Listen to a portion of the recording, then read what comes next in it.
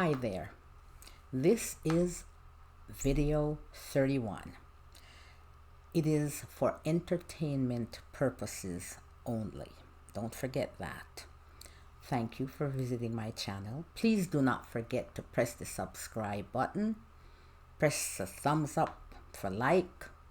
Leave a comment and please do share. Now, this is the first video of a series of videos on the Playbook of Supremacist ideology and practices. And believe me, it's a very long playbook. That's why I have to do more than 2 videos actually to cover all of it. But before we begin, let me introduce myself. My name is Winifred Davis. I have been a shaman, psychic medium, a traditional and spiritual counselor and healer for the past 37 years. Now, I'm also an author, an essayist, poet, and former spoken word movement performer. I subscribe to no religion, and when I say I subscribe to no religion, I mean I subscribe to no religion. And I believe in universal justice and truth. With the imposter justice of man, there is an exception to every rule. But with universal justice, there are no exceptions to its rules. And the truth, with it, there is no my side or your side. The truth stands unopposed. Now, I'm not here to lead anyone. I do not wish to lead anyone or anything, just as I do not want to be led by anyone. My duty is only to my conscience, the light that guides the free will I was given at creation. Each of us was given free will and a conscience that is the light to guide that free will at creation. That conscience links us back to the Creator. That conscience, that light, is what makes each of us responsible for our own actions. So we can't blame anyone. We cannot blame our general, our parents, the bully, the president, the king. No one. Each of us is responsible for our own actions, and each man is responsible for the well-being of his soul. You cannot leave that up to pastor or to the priest or to the pope or as a spiritual counselor and healer. You cannot leave that up to me either. Now, I am just a vessel. That's what I'm doing here, a messenger, delivering messages from the collective, which includes my guides, my many guides, and the archangels, for example, and angels, members of the higher and highest hierarchies. And when I say that, I'm not being presumptuous. We all have the ability to communicate with those higher beings. Now, consequently, because they're going to tell me the truth, and they do tell me the truth, my messages at times can be very harsh and brutal. But only by facing the truth, looking into our mirror of self-reflection, can we do better? Can we become better beings and move up that ladder of soul restoration? Now, I am fulfilling, by doing this, I am fulfilling my self-soul contract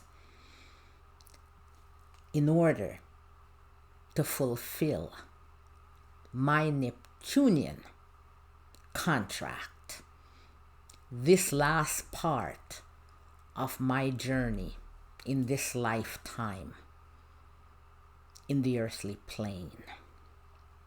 Now, I'm not here, as I said, to lead or convert anyone, because each man must evolve according to his own light. So I'm not here to usurp the free will of anyone. Now, please do not freely interpret what I say. Say exactly what I say. And if you do not understand, please leave your questions below and I will get back to answering them, or email me. My email is listed below as well. So, as I said, please do not freely interpret what I say.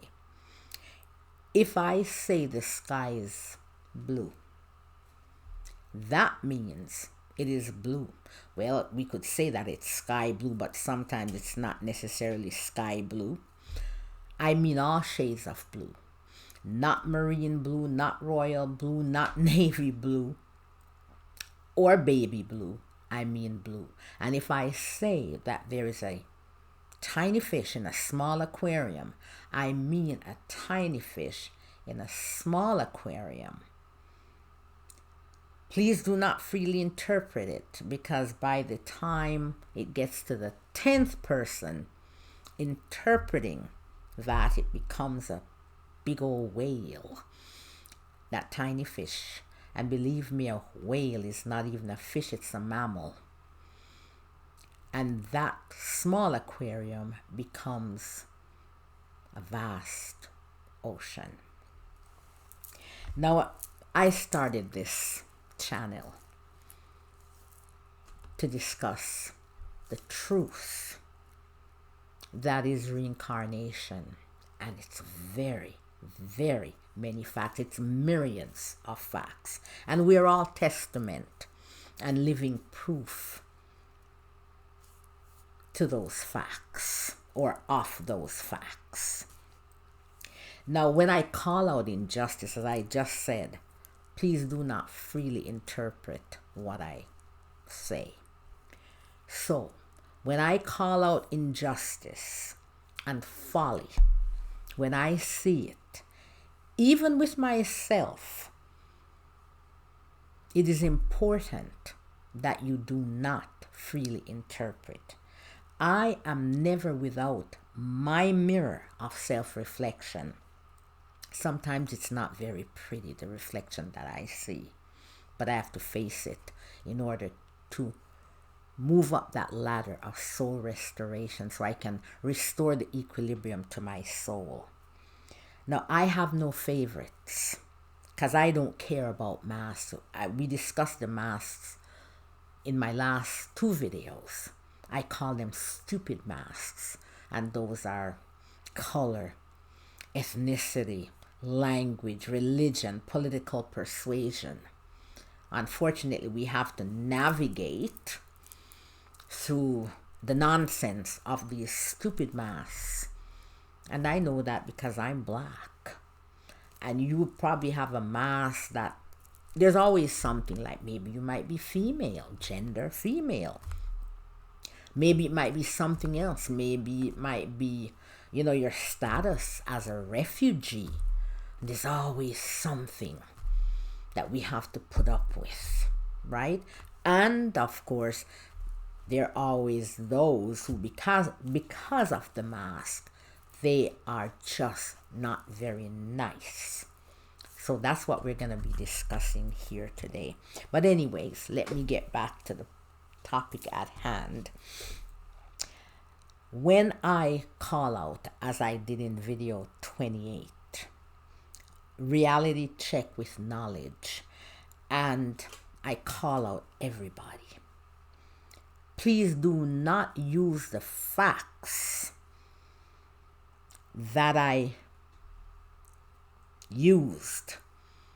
Okay, for example, I called out Zionism. If I call out Zionism and the state of Israel, which, my guys, I'm always going back to Zionism and the state of Israel, and my Zionist Jewish brothers, Do not use what I say as an excuse for anti-Semitism and bigotry. Do not take what I say out of context. Do not use my facts that I call out with regards to my Jamaican and Afrocentric brothers for bigotry. Do not use my facts that I call out with regards to my North African or my white English brothers for bigotry. I call humanity, all our brothers, no matter the mass, out because we're all guilty of nonsense, cruelty, prejudice, bigotry, basically, based on some mass. So I call everybody out. So please do not use anything I say about any of our brothers as an excuse or a reason for bigotry. Now, as I often say, at times I will discuss at length current events as I see fit, because they're very relevant to the truth that is reincarnation and its many facts. And of course, we want to be talking about some pie in the sky. Whatever we say must be able to apply to what we live. That's what it's all about. Now, this is a very special coupleness over period of greater transitions that only happen ever so often. And please see my books listed below for an in-depth discussion of the topics that I discuss here. And I receive messages, visions that sometimes I have to deliver, and when I get them, I will always share them with you. And the last message I got was just this. Sometimes we have to take a principled stand. That's what the world is missing right now. When we look in Gaza and in Lebanon,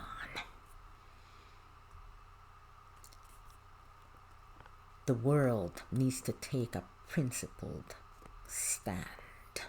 And it doesn't matter whether you like Iran or not. And it doesn't matter what you think, oh, well, it's whatever reason you believe or whatever reason they did it for, but they took a principled stand. The only country that took a principled stand when it came to what's happening in Lebanon. Now, please do not forget that there's no peace in Gaza. And the genocide, the ethnic cleansing still continues there. And in the West Bank, the children are still starving without shelter. Skin diseases, all kinds of things, all kinds of diseases. No medicine, no water.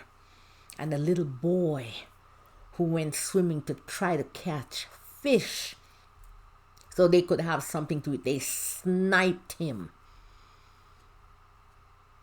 Think about that. These are our brothers. They are our brothers. As despicable,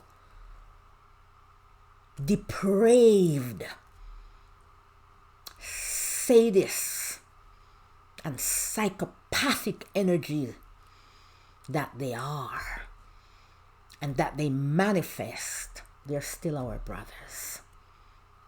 And we hope that one day the light of their conscience will turn on. They will turn it on. Now, as I said, it is getting worse by the day. And we're going to discuss that as well. And you know, this is the conflict, that area is where my guides settle on. And as we go along, you will find out why. Why? Now, the main aim are children, babies, and women. It started in Gaza, West Bank, and now it's spread to Lebanon. And if that terrorist state has its way, it will spread to Iran, the Great Persia, as my guides like to say, and they know why. And it will also spread throughout the entirety of the Muslim world. And I went over that in many videos as I was given the messages. And remember, I subscribe to no religion, but some me get it, some me sell it. As I get it, that's what I have to deliver. And I cannot hold face plant in order to deliver my messages. Now, the crisis, horrible famine in Sudan as well. Don't forget Yemen and those children, millions of them that have been put into position of starvation. It's been going on from 2015. Children have always had problems in Yemen. It's one of the poorest countries in the world, but got worse when the conflict began. Don't forget the DRC and the Rohingyas. Don't forget any child anywhere in this world, especially those in zones of conflict, and whether they're the children of the perpetrators like Israel or the victims, children of the victims,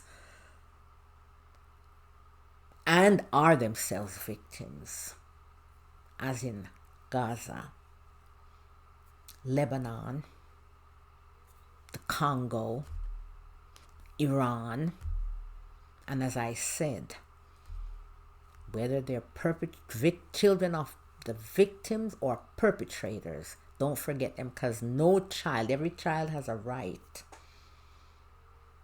to food and education, water, good health care, medicine, of course that's health care, and the right to play and be loved and feel and be safe and secure. Now, I'm going to go ahead again, and you'll hear me. I've repeated this before, and this is part of the Playbook of Supremacist ideology and practices. So I'm going to just quickly go through some of what we see around us that exhibit, that showcase the Playbook of Supremacist ideology and practices. Now, what happened in Lebanon, or is happening now, and what has happened and is still happening in Gaza, as well as in Iran, for example, Sudan as well, could have been prevented, and it can still be prevented. Sometimes we have to take a principled stand, especially when we have the power to do so. Last year, remember now, how quickly the Europeans, along with the Americans, were quick to get a naval force to bomb the Houthis when they closed the Red Sea. But nobody up to now has taken a stand with the genocide, the cruelty that is going on in Palestine. Now the Europeans, they've lost their credibility. They're reaping what they sow. That which I do unto my brother, I do unto myself, for I am my brother's keeper. When we see injustice, we must speak out and up. And if we can do, then do. We don't have to speak up and out, and nobody has to know. We just work in the background and do. And we must do, especially when we have the platform and the power to do so. We don't just have great power to accumulate even more power unto ourselves so that we can do harm, discriminate, enslave our brothers. When we have great power, we must use that great power for good, not to do harm. Now, as I say, America is losing its hegemony, and it deserves to lose that hegemony.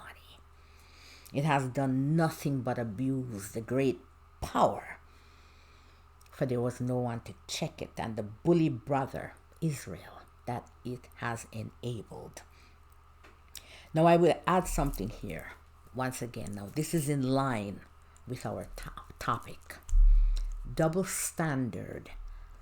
People speak of double standard, and that Europe and the collective West, the double standard they show to most of the world, where international laws only apply to colored peoples. You know, the global South used to be called the third world. The laws are for them, right? And as some American politicians had said, don't you know that the international court, criminal court, is for Africans and Eastern European dictators? You see what I just said? Now you understand. They don't see that as double standard, because double standard only applies to equals. So if you believe that someone is not equal to you, they're less than human, then double standard doesn't apply. It's a different ball game. Doesn't apply. So they don't see that the neglect that they have done in Gaza, that is double standard, because of course Palestinians are not white for them. So, you know, let me go back to reading. Now, the global South, the colored world, the majority of the world's population they see as inferior through their racist Eurocentric eyes. And Eurocentric, by that I mean, if you're not European, usually white European, but we're gonna see something about the mask now. These Eurocentric eyes are possessed also by many colored peoples in those countries. And you only have to look at Lamy, for example, the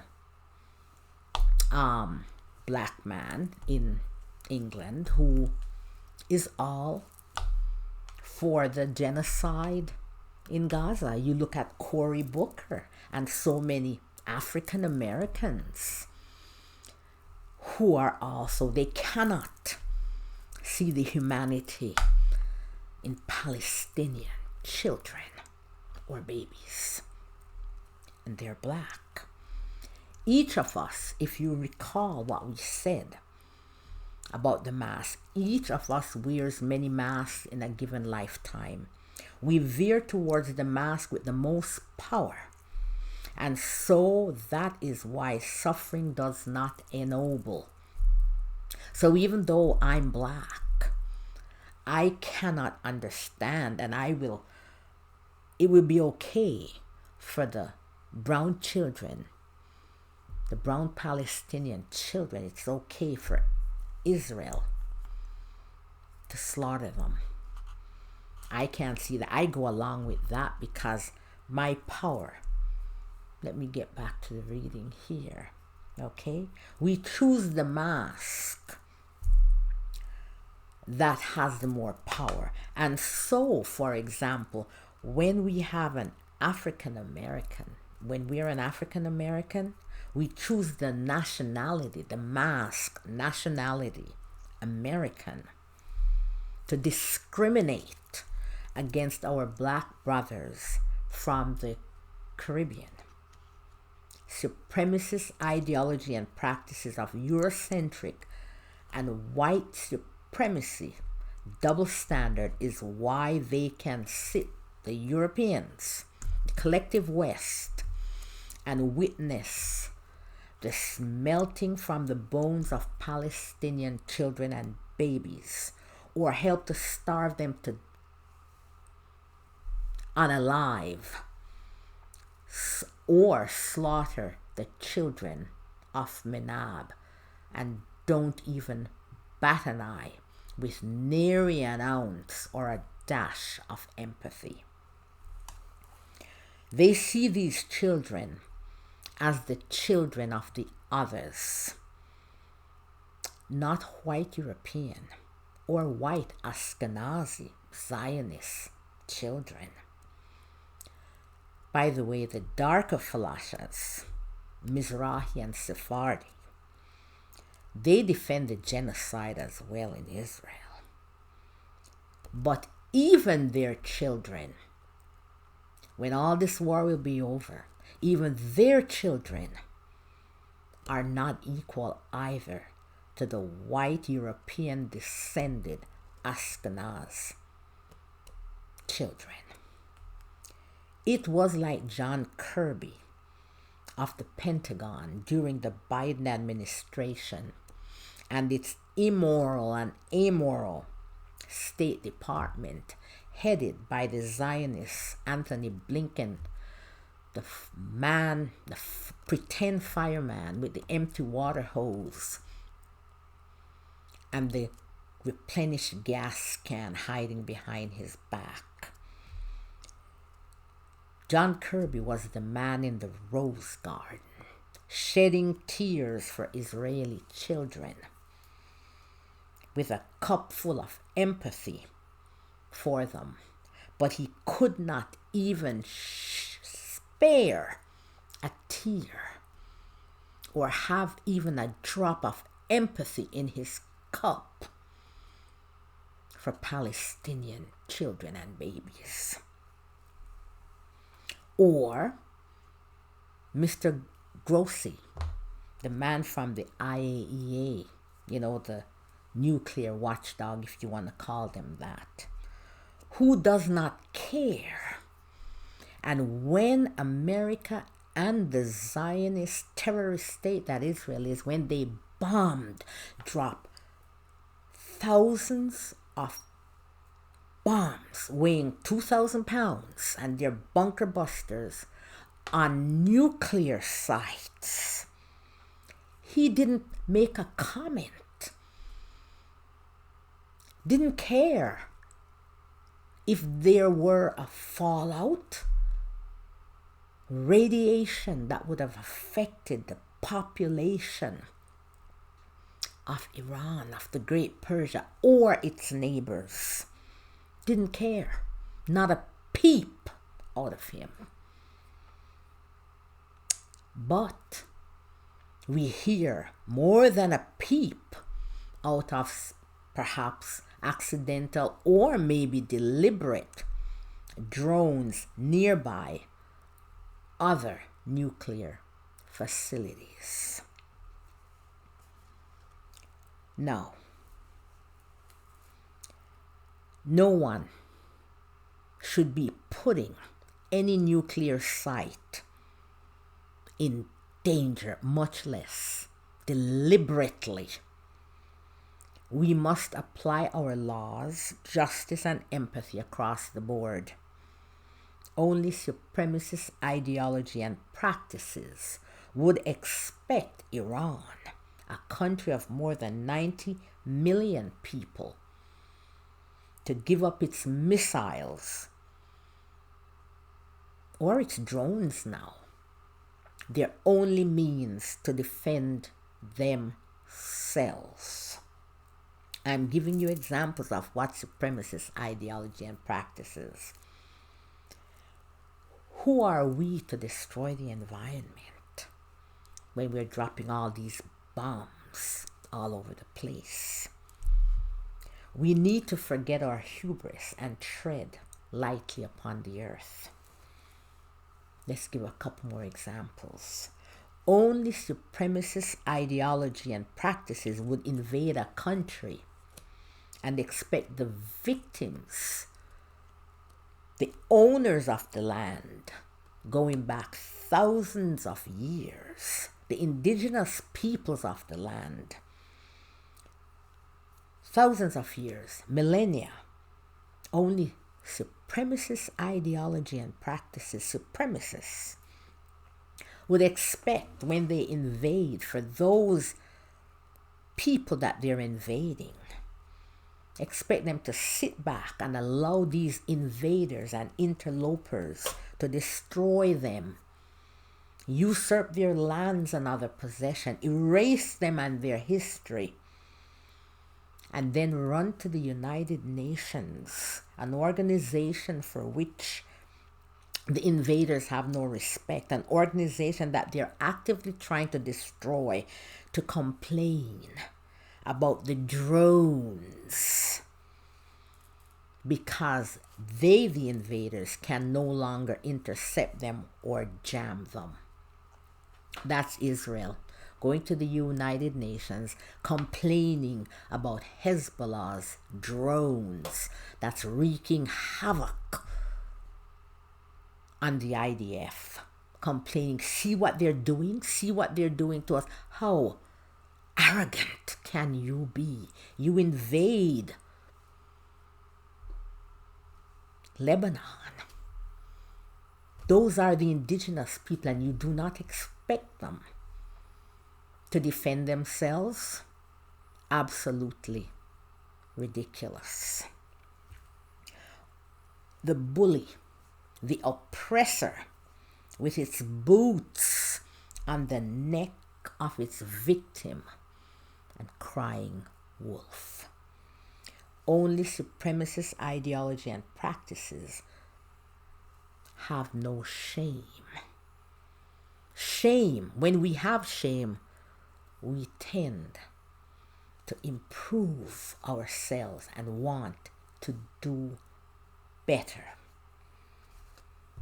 But only supremacist ideology and practices, once again, have no shame because they cannot self-reflect, because they have turned the light of the conscience off. The light of the conscience illuminates the mirror of self-reflection. Only supremacist ideology and practices sanction the aggrieved Iran, a country whose democratically elected leader it overthrew, replaced with a murderous Shah, because the government dared to want to control its own resources. How dare they want to control their own resources and then try to erase its population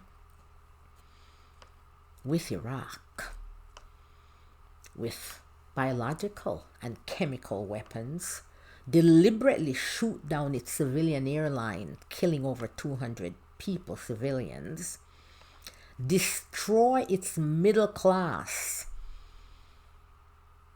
and caused perhaps millions of civilians to perish over 47 years because of economic siege, politely called sanctions. This is why Europe, the US, UK, the collective West, are quick to condemn Iran, against whom aggression is committed and has been committed for the past 72 years, 1953, I believe. I think that's when. because they're all supremacists who believe that they have a corner on civilization against a civilization that is the Great Persia, that has been around for more than 4,000 years, that has given much to what they call Western civilization. The West is but a child to the Great Persia. And I explained before why I use the Great Persia. Iran is the name that Iranians use. I use the Great Persia because my guides, some who have lived in the Great Persia, they just want to send a message because that's what in the West they know it as. The Greeks used to call them as well the Medes. That's what they know Iran as, Persia. So they want to drive it home to them. The Great Persia, that's why they use it. Now, as they say in Jamaica, any bud where they mago nyam, me don nyam that bud, in mama and in grandmama. Any bird that they're going to eat, I've already eaten that bird. Its mother and its grandmother. In other words, I have been there, done that. Cannot fool me. That is how old the Great Persia is, in its different iterations. Britain, the largest empire in history where the sun never set. How long did its hegemony last? 100 years. Compare that to over 4,000. Now it's not even a shell of its former self, and it was oil and the Suez Canal that was the final nail in the coffin of Britain's hegemony in, I think it's 1951, if I'm not mistaken, or 56. Now,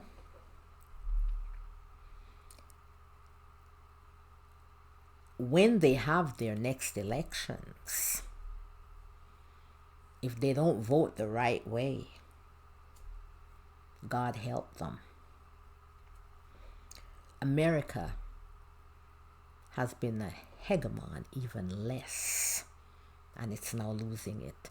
And let me say, the second president of the United States of America, John Adams, founding father, he predicted this. And I can say, and I'm not making this up, that he's very sad, but he's not surprised. He was astute to human nature, and he wrote about this, and he knew that the democracy would never last. And I have that in one of my books. And when I say that on behalf of John Adams, in the spiritual world, I say that with authority. He is sad, but not surprised. And we know why it is so, because of the masks, as I explained, and the different souls that come into a society, as I explained in my other videos. Now, supremacist practices and ideology always overplay its hand. We only remember the point at which we are aggrieved, but not at the point where we aggrieve others. Many Americans claim that what they're doing to Iran is revenge for taking hostages, American hostages in 1979. But they forget 1953, and they forget all those tens of thousands who were slaughtered and tortured and maimed by the Shah. And I mentioned that in one of my other videos. But revenge is a vampire whose bloodlust is a bottomless pit. It is an out-of-control fire that threatens to consume us all. When we bully others and subjugate them, one day they will get over the fear and come back with a brute force even greater than the one that you used to subjugate them. That's what history teaches us. We just have to pay attention to history. Do not trouble Zion, for Zion has a key to what opens sinners' heart. Do not trouble Zion. Supremacists are not long-term strategists. They never think about the consequences, unintended consequences of their actions. When we take actions, we have to look at the pros and the cons, short-term and long-term. If you are a military strategist, for example, and we use this in different aspects of our life, that's what you need to do. That's what can determine a brilliant military strategist like Richard Lionheart. And I'll just mention that briefly after I finish here. Or you can just be as incompetent as the Nazis were.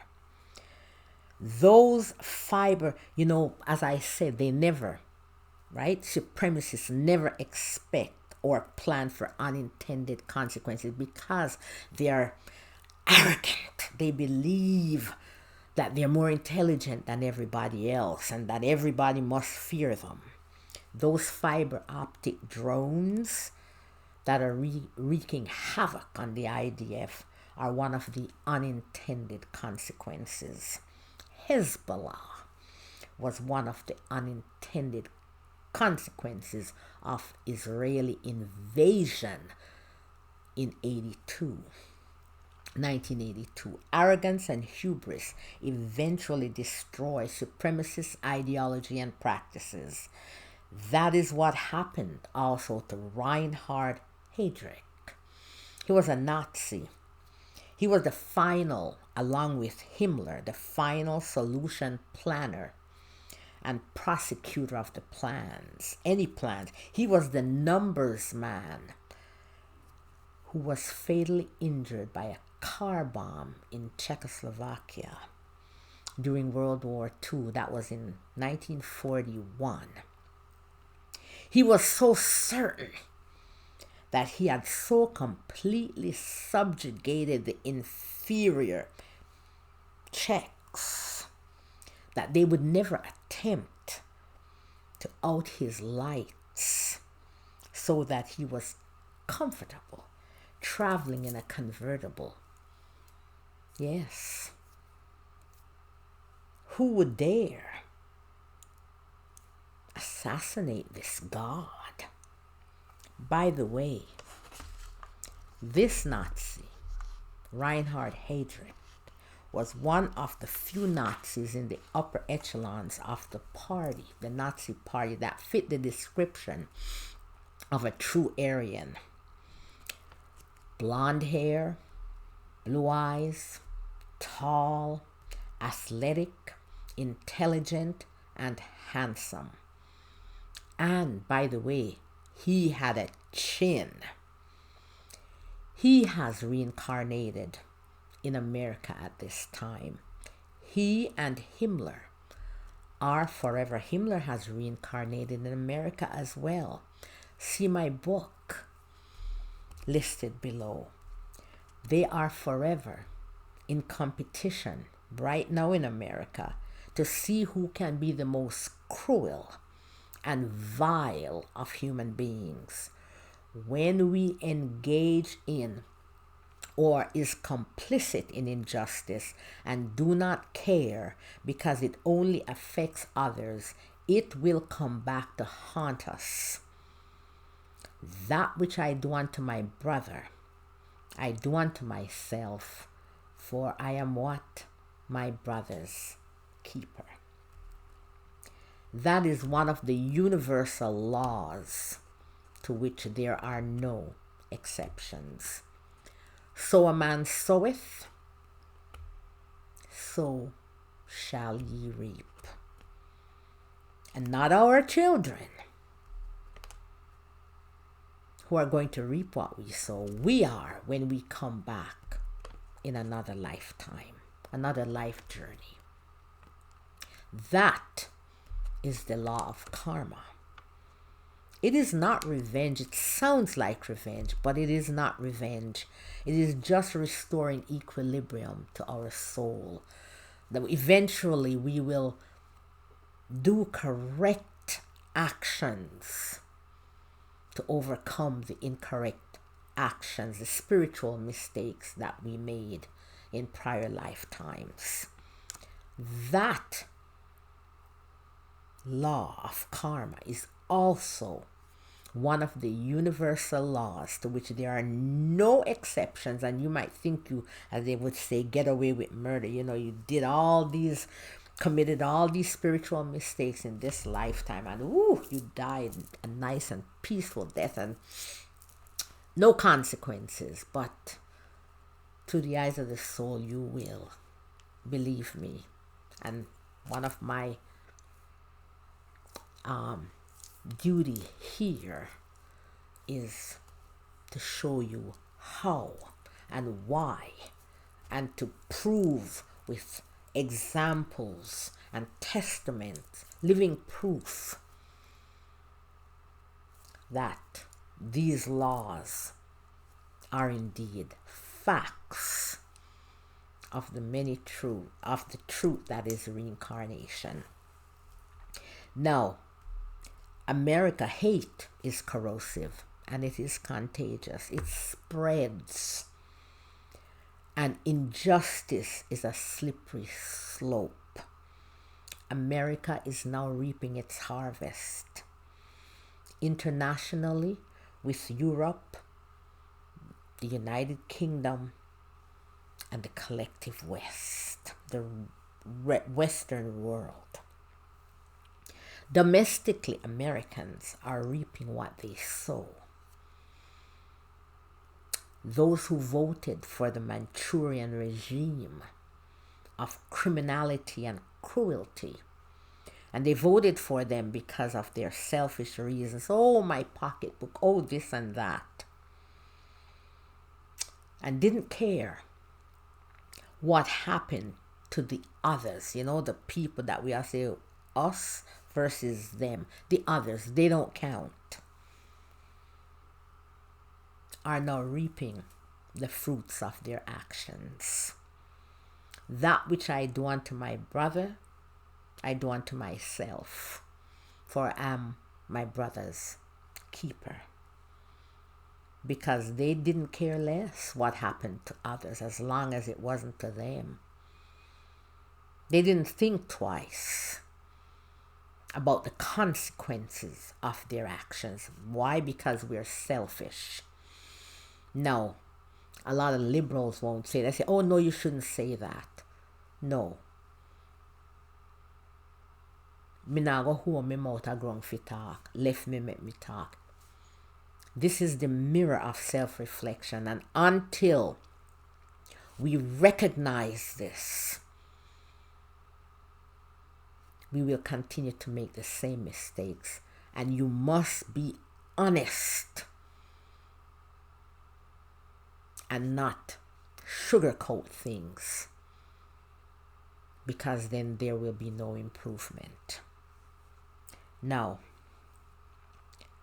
those who felt they had the luxury to sit out the elections or protest votes, democracy is not free.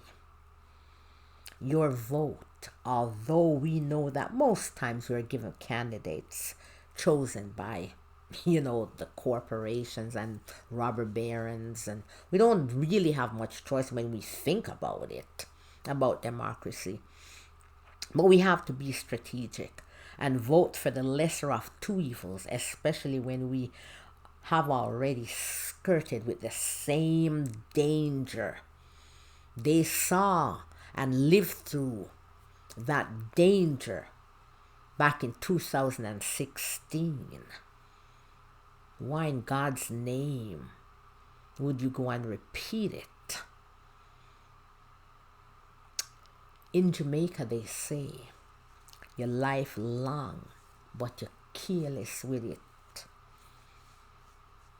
You must count your blessings and take care. Take nothing for granted. And that saying says, your life is long, but you're very careless. Take nothing for granted. Now, I just gave you some examples of supremacist ideology and practices and how it applies in our everyday lives. Now we're going to get on to the historical examples shortly of supremacist ideology and practices, because we've all been guilty of it. All of us. Every single one of us. And that's why we're here in this earthly plane. In whatever mask we choose, we've all been guilty of it in one or more lifetimes, including the current one. Now remember, this video is for entertainment purposes only. Now we're going to do a short review of the Lucifer syndrome that we discussed in the last two videos, 30 and 31. Now we discussed those masks and the Lucifer syndrome. Remember that Lucifer is fine and okay. However, I only use the name here, Lucifer, according to the story as propagated by Christianity. Lucifer, through the eyes of the soul, is not a fallen angel. We are fallen angels, each of us, because we have rebelled against our destiny. That's why we are here on this earth. In fact, there are no devils or Satan. Each of us is responsible for the well-being of our soul and accountable for our own actions.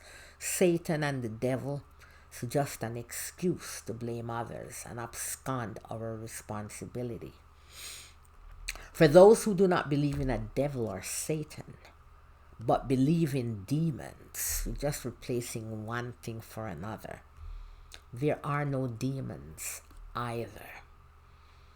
When we are miscreants, and we're all miscreants in some degree or other, but especially true miscreants, the ones who are on the lowest rungs of the ladder of soul restoration. So you have, like, for example, a Benjamin Netanyahu, or the golden calf and the gold is not real, it's fake. The whore of Babylon and the man with the cloaca mouth, the chaos agent. Those are, and you could say if you bring Hitler, and those are people on the lowest rung. They're lazy right now. They have no intention of going up that ladder. So they sit there. But one day, each one of them will get tired and decide to take that very arduous journey up. Ascent up. Now, when we are miscreants, we are our own demons until we begin to climb the ladder of soul restoration. If we allow others to usurp our will and fall prey to temptation, that is on us. We have nobody to blame but us. Ceding your free will is a spiritual mistake. We have a free will and a conscience, the light that guides that free will. There is no heaven with a breezy garden, milk and honey, where only we the chosen and good people go. right? And the others, the bad people, go to hell, to eternal damnation. Once again, we are separating, right? It's supremacy ideology and practices. These are exclusionary beliefs. We're not supposed to have those. Exclusionary beliefs of separation and segregation, us versus them, and once again, the good ones, we the good ones go to heaven and the bad ones go to hell for eternity. It is our addiction, right? This is a manifestation of the Lucifer syndrome, our quest for lust and power. It is our addiction to the material affinities, which is, riches, gold, power. That which is of the earth, and we say of the great Mammon. And Mammon was the god, I think the Syrian god or something, of riches and power, that sort of thing. How do you know that this message I'm giving you is real? I'm not telling you to go and usurp the free will of anybody. I'm not forcing or trying to convert anyone. Each man evolves according to his own light. I'm not telling you to do harm. And I'm not telling you that you should separate and segregate or that you are better than others. Everyone is my brother. And I mean that. And I will say some are on the lower rung of the ladder. But it's a ladder that we all of us, must ascend and will ascend. Some of us sooner than others, but every one of us will ascend that ladder. That's how you know my message is truth. It is not telling you to do any harm. I'm not here to lead anyone, just as I don't want anyone to lead me. Now, worship as you may, because there are many ways to show our respect to that's something that is greater than us. But just remember, you must adhere to the divine principles which you recognize that there's something greater than us and that we are all brothers in this brotherhood that is man, doing unto others as we would have them do unto us. Love. That which I do unto my brother, I do unto myself, for I am my brother's keeper. And remember, when we have power, that great power, use it not to do harm or to accumulate more power, but to help others. Now, the masks are the be-all and the end-all of our existence. They are our raison d'etre, reason for being. Like the truth that is reincarnation, the vehicle through and by which we can expiate, advance and restore our soul, bring equilibrium.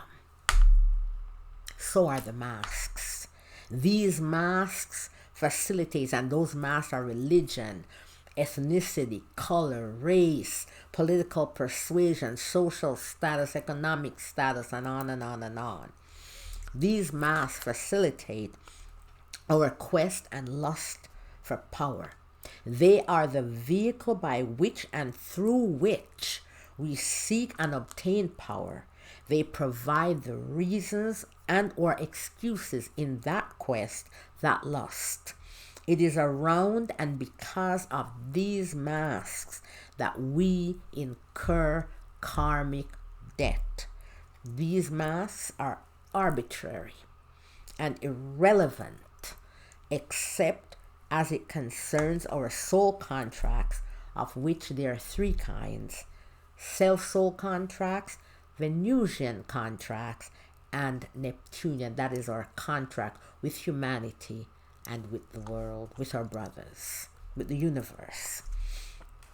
Understanding the mass and the soul journey explain why empires rise and fall, and why historical grudges, prejudices, victimhood, and suffering are really non-existent, and why war has no descendant. The masks are all that serves to separate and segregate us. Things like religion, as I said before, race, color, politics, language, and the list goes on. Politics is the super blender mask and is the key to and the lever of power.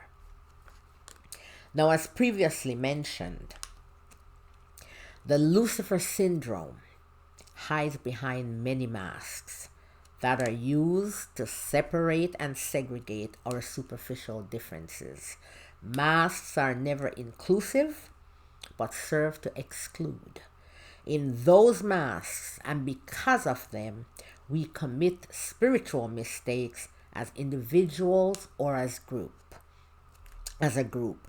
And the mass in which we incur karmic debt, I should say, as a group. We label those imprints or moles. These imprints or moles are weaponized by miscreants, those who are not interested at the moment, once again, in restoring equilibrium to their soul, but eventually they will, to commit further spiritual mistakes. These masks are irrelevant, once again, impermanent, and do not travel with us from lifetime to lifetime. Through the spiritual lens, the real lens, the real reality, if you want to put it that way, the eyes of the soul, they're not important. The temporal lens cannot, this earthly plane, when we are in this earthly plane, we cannot see beyond what I call the prison of our senses. We are imprisoned by our senses: sight, hearing, smell, taste, feeling. Masks viewed through the temporal lens, that's how we get ancestral ties. Like my ancestor, like from 1500 years ago, but they're not real when we get down to the nitty-gritty of it. The concept of ancestor is really of the earth and our sojourn as human beings, eternal spiritual beings experiencing temporary. Don't forget that. We are eternal spiritual beings experiencing temporary human life. These masks tie us to others, sharing the mask or masks such as family, community, race, country, language, and so on. It is through this lens that we can allot the historical lineage and continuum to masks. Only through the temporal lens, okay? To lay claim to greatness. Our incorrect deeds we try to disown. So we're all great, right? And we discovered our race, our ethnicity discovered this. But that race, your race, you are cannibals. But guess what? Cannibalism, which we will discuss later, is equal opportunity. All of us are guilty of cannibalism if we look at things through these masks, whether in the temporal lens or spiritual lens, when we were probably a member of a different race. Okay, so we try to disown and weaponize, okay, according to these masks. We weaponize historical grudges, prejudices, suffering, and victimhood to incur karmic debt, as we see in Israel, where you have like a Benjamin Netanyahu who was Hungarian and a vile, rabid anti Semite back in the 30s and the 20s. He died in 36, and now he's weaponizing the persecution, the millennia of persecution that the masked Jew has endured. He's weaponizing that now to commit genocide and other atrocities. So we show that ancestral ties are only for the earthly plane. Because of this war, has no descendant. And historical grudges, prejudices, suffering, and victim, they're all fallacies to say, well, the pink people have hated the purple people, my people, for like 10,000 years, so now I hate the pink people. Well, it's all fallacy, as I have explained. So there are too many references to list here, as I'm gonna go now really get into the historical, a lot of history. I'm going to use a lot of historical examples as I go through the playbook of supremacist ideology and practices. So there are a lot of references, too many, and I won't list. There's no way I could list them below. So you would have to go through my book. There are just too many, because this is like a Mobius strip. This is like a voyage I'm going to take you on around the world with examples of supremacist ideology and practice. So too many references to list below. Check my book, Thoughts on the Past, the Masks, and Equal Opportunity. And please remember that all of us, excluding none, in prior lifetimes, in different masks, as individuals or groups, and many of us in this current one, have been guilty of supremacist ideology and practices. It is equal opportunity. Israel is the poster child. It ticks off every box in that playbook. It beats even Nazi Germany, and I will show you step by step, if you could imagine that. As we go along, I will show you, as I said. And Nazi Germany, by the way, had a red line. Israel does not. Now, supremacist ideology and practices. What do we mean by supremacy? Supremacy is the belief or ideology that one group is superior to all other groups. As previously mentioned, groups are segregated by different masks such as religion, language, politics, race, color, economic status, and class. Each mask can be divided into subsets, which for some are infinite. Supremacist ideology and practices seek to control all other groups because in its belief, it has a God-given, inalienable right to control others. It is arrogant, like, you take your tech bros. They believe that they have a right to control others, and we are mere serfs. Now, supremacist ideology and practices, it is arrogant, it is bellicose, overconfident, and believes in its own power. All supremacist ideology and practices are the same, with the brand or mask, be it black, German, Nazi, white, Zionist, Hindu, Christian, Muslim, technocrats, or English, determining the special and specific details. In other words, supremacist ideology and practices are equal opportunity. The playbook is basically the same, with the same goals and the same ignoble means. Some are fast and some are slow in reaching their never again moment of either the subjugation, displacement, expulsion, annihilation, or a combination of two or more of these actions of one group because of many different reasons and excuses, including bigotry, prejudice, the aim of dispossessing the target group of land, money, identity, historical grudge, victimhood, and the list goes on.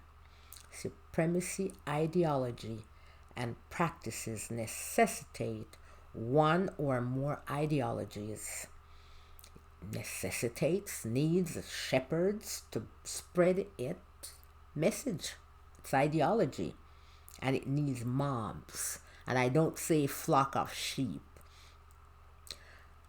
Mob sounds better. You can say mob of sheep or flock of sheep. I will use mob here. Mob of sheep to practice and follow that ideology. Sometimes the supremacists cannot even give any one reason or excuse. However, the real reason is man's cravenness for power and control. Now, man's history on earth has been, to a greater or lesser extent, one of supremacist ideology and practices. As we have discussed, as I have discussed in other videos, when souls first enter the earthly plane, and this is according to Edgar Cayce, they fought against creatures for their moles that were not meant for them. This attempt at control over what was not meant for them was the beginning of the cravenness for power and control, the Lucifer syndrome, when they could not extricate themselves from these moles to that which had now become their prison. So that's a prison. You can think it of the prison of our senses. Rescue souls came to help their brothers. However, this group, and now that is when the mold from man, Adam Eve mold, was created, if you want to put it that way. However, this group of rescue souls divided into two groups. One group was called the Sons of Belial. They became corrupt and enslaved the people, their brothers they came to rescue. And then you have the Sons of the Law of One, were still trying to avoid corruption. The Sons of Belial saw themselves as better than and superior, think about that, to their brothers who were imprisoned, who had become trapped. They employed some of them as slaves. It is this group that believed that they could usurp and deny the free will of others. They believed in prohibition and sought not only to control their brothers, but also try to have dominion over the earth. It is this group that decided to use the knowledge that they possessed for destructive rather than constructive purposes so that they could have power.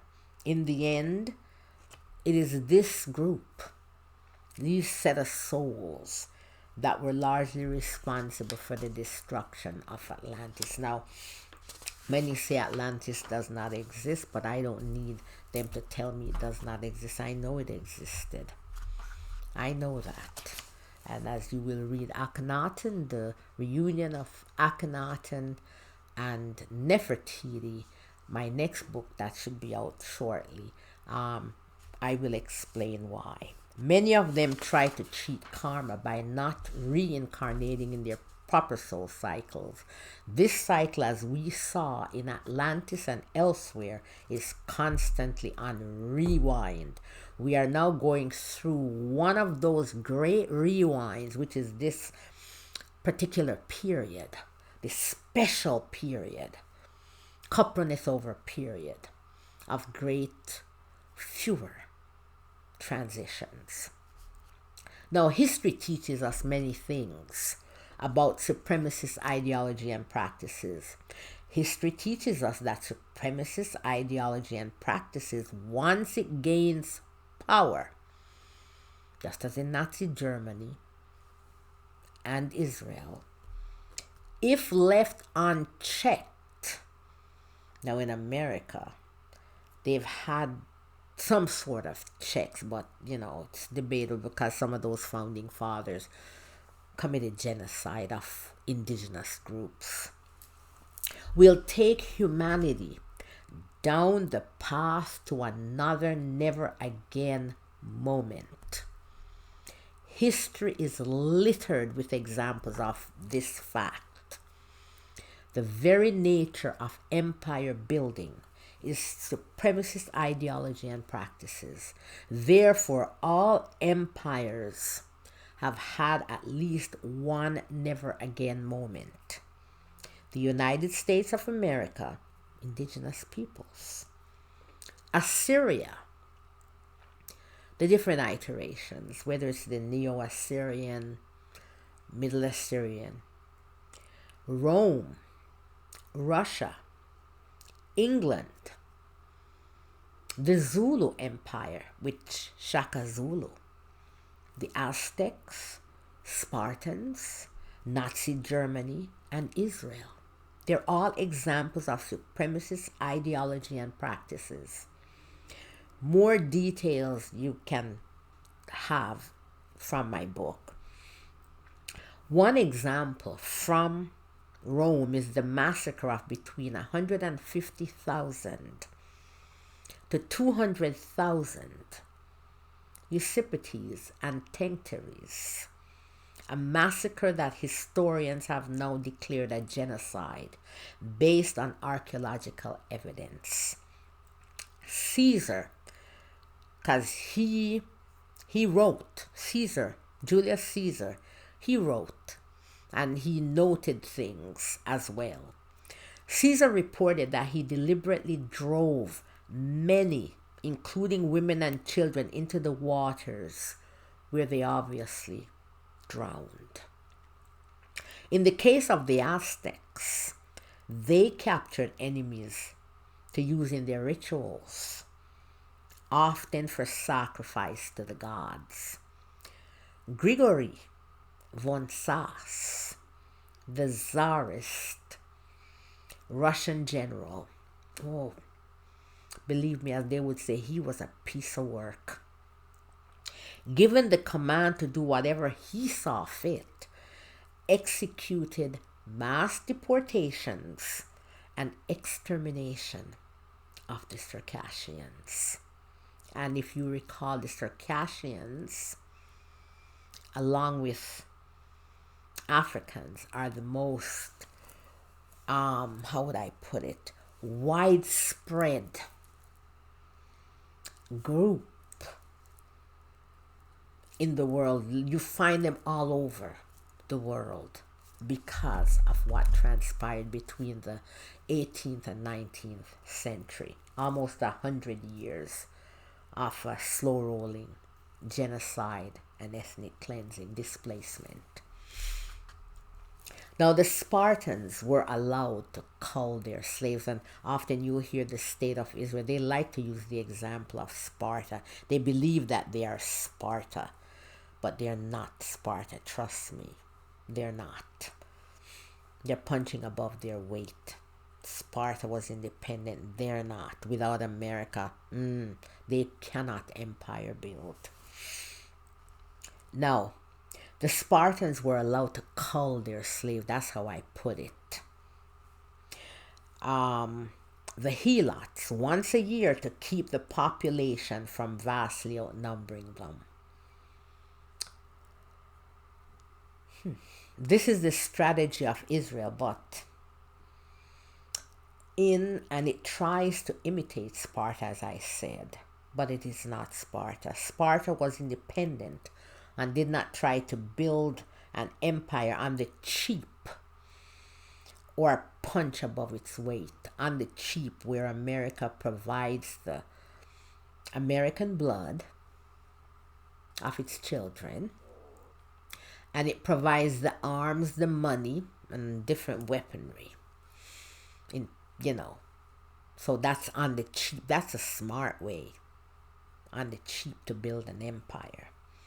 The English and other Europeans subjugated, displaced, and exterminated many indigenous groups throughout the world. In the Americas and Australia, some indigenous peoples were exterminated, others were subjugated and displaced to what they call reservations by Europeans and Americans. Well, remember now, North and South and Central America, they're all the Americans, so they're all Americans, but we're talking about the United States of America here. In Ireland, the English subjugated and displaced some of the Irish from one place to another, replacing the Irish population with a majority English or Scots population. Ulster is an example of this. So you have the Ulster Scots, right? They were brought there from Scotland when they displaced the Irish from Ulster. America and its manifest destiny, its religious zealotry, its obsession with slavery, and the desire to return to the subjugation of black people, and its different supremacist groups, secular and zealous, fanatic, religious,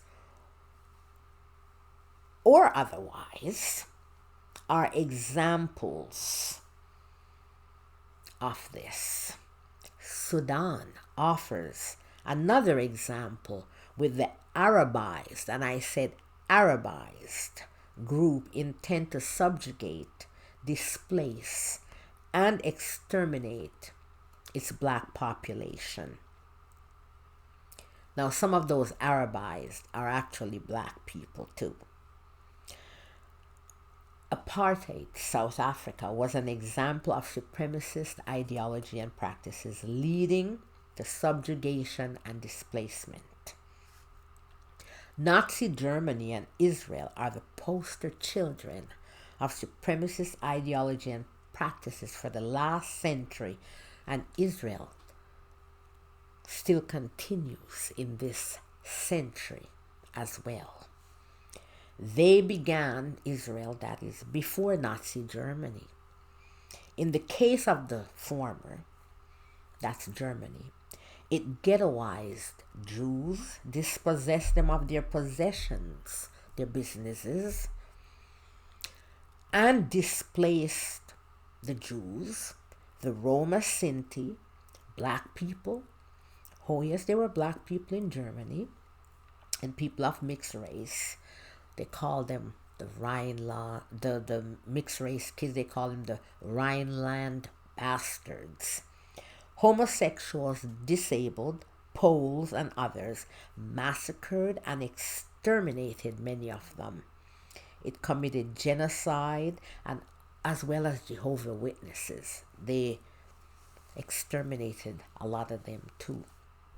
It committed, Nazi Germany, genocide against the Jews and Romani Sinti, the Roma Sinti.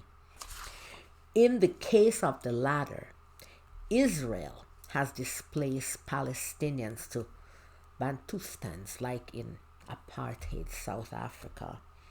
Subjugate, and they were very close. Apartheid South Africa and Israel were very close.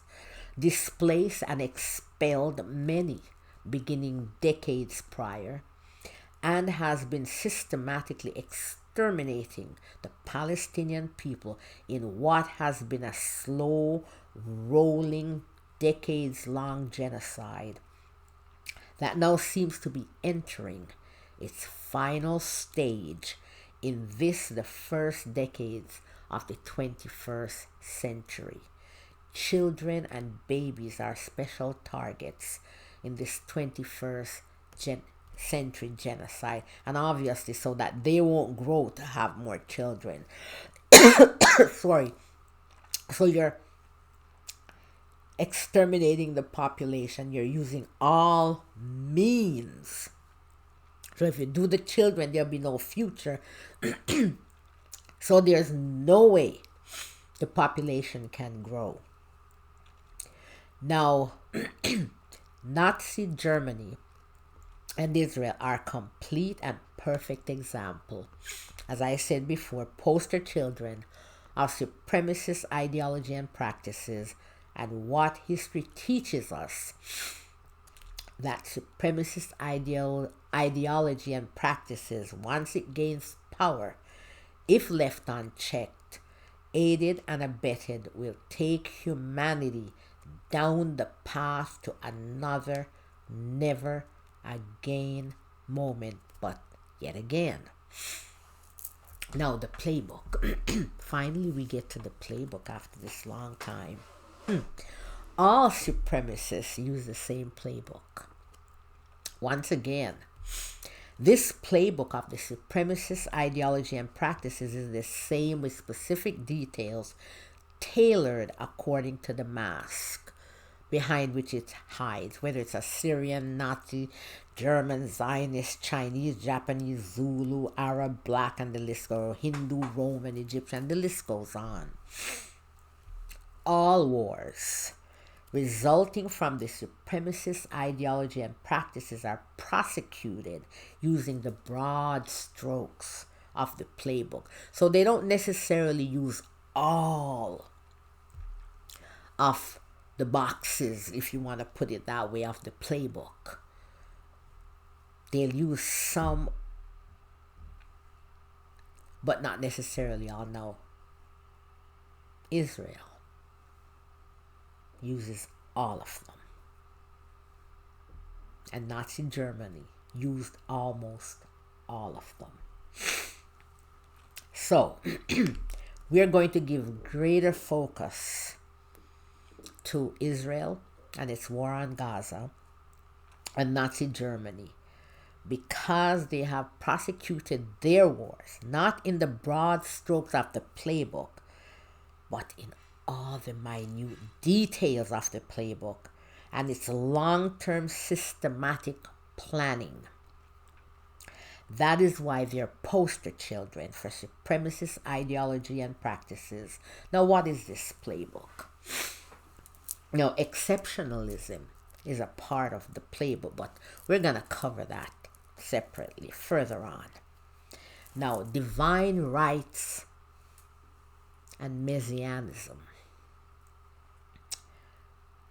Now, I'm going to quote Frantz Fanon, who was a psychiatrist. I believe he was he Haitian or from Martinique? I can't remember off the top of my head. But he wrote a lot about the French and what they were doing in the struggle in Algeria. You know, the Algerians, it was quite a struggle, quite a battle to dislodge the French out of Algeria. And now Frantz Fanon, he wrote a lot about that, and he wrote this very famous book called The Wretched of the Earth. Now, in it he says the colonist makes history. So Israel is considered, we say collectively, colonists, just as the English were, the French were. They all make American, white Americans from Britain. They're all colonists. They make history. His life, this is the colonist's life, is an epic, an odyssey. He is invested with the very beginning because, they have to create history because they knew they're removing people who were in this land. So how are they going to explain this? Like they discovered the land, but in this land, people were there like for tens of thousands of years. So how can you discover the land? So the colonist makes history. His life is an epic, an odyssey. He is invested with the very beginning. We made this land. He is the guarantor of its existence. If we leave, that's what the colonist says, all will be lost. And this land will return to the dark ages. So in other words, it's like Israel, like Golda Meir. She said, they came to Palestine and they made the desert bloom, of course, which is a big lie, because Palestine, under one name or other, was in existence from the time of ancient Egypt.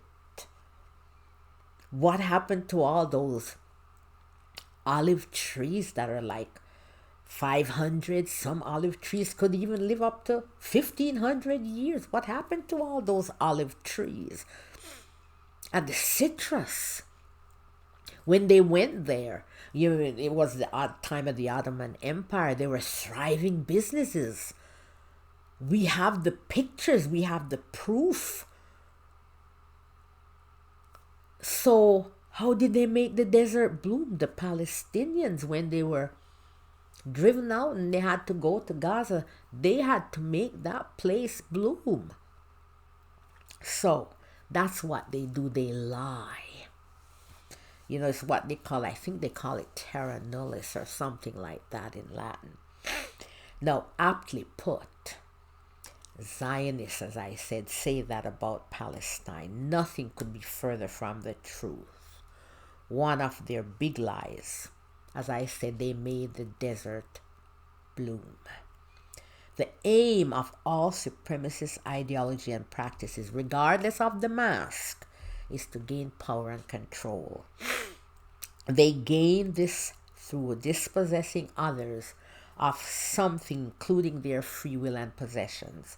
We will look briefly at one of these possessions, land. Throughout history, land has been the main possession from which supremacists dispossess their brothers. We believe that if we control territory like dogs, for example, when the dog goes and he urinates, on this light post, or on like a shrub, he's marking his territory. This is mine, not yours. So we believe that if we control territory like dogs, for example, then we control the world. In the material world, land represents power because it is from the land and the resources thereon that the foundation of obtaining material wealth is built. It usually has what we need to survive. All of us in our different masks have been guilty of the usurpation and theft of land as different groups have migrated from one area to another, whether by necessity such as climatic reasons, as they believe that the Sumerians did, or the desire to create an empire like the Assyrians, even with the excuse of protecting our borders like Russia, Catherine the Great and all the other Russian czars desire to create an empire with the excuse of protecting our borders and creating ever-growing buffer zones like Israel. To protect buffer zones, layers and layers of buffer zones. During the Bantu expansion, and we're dealing now with the continent of Africa, West Africa, going down into the south, that the Bantu expansion consisted of at least two major migration between 5,000 and 1,500 years ago, as well as the 19th century Zulu expansion led by Shaka Zulu, one of the greatest military strategists and tacticians in history. Now, that Zulu expansion, as I said, was led by Shaka, who displaced, replaced, absorbed, massacred, and dispossessed the other groups of their lands and their culture. Now, his group started out, I think it was maybe about 10,000, don't quote me, but it was very small. And by the time he had finished, in less than, I think, 10, 12 years, because he died after about 12 years, I think. I'm pretty sure. It had expanded into like hundreds of thousands of people. The empire, the kingdom over which he ruled. So you can imagine. And then you have now the Doric Macedonians. These are what we call the Spartans of Sparta. They not only usurped the lands to create their Sparta, but also the free will of the indigenous people, and we'll say the Helots, who they subjugated. The nomadic Indo-Aryans, so these are the people that came down from the mountains and ventured into India.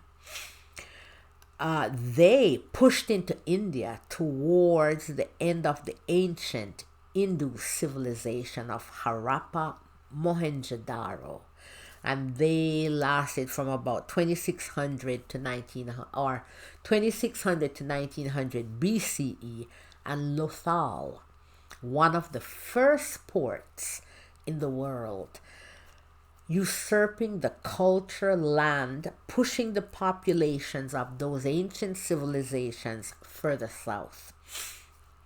The Arawakan speaking people. That's an indigenous group, and I believe they originated in Brazil.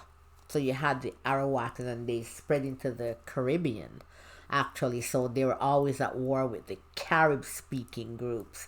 And the Arawakan-speaking group, they called them the Taino, lived in Cuba, Puerto Rico, and Jamaica. And I have ancestry, Taino and Maroon as well. Ancestral ties don't really matter.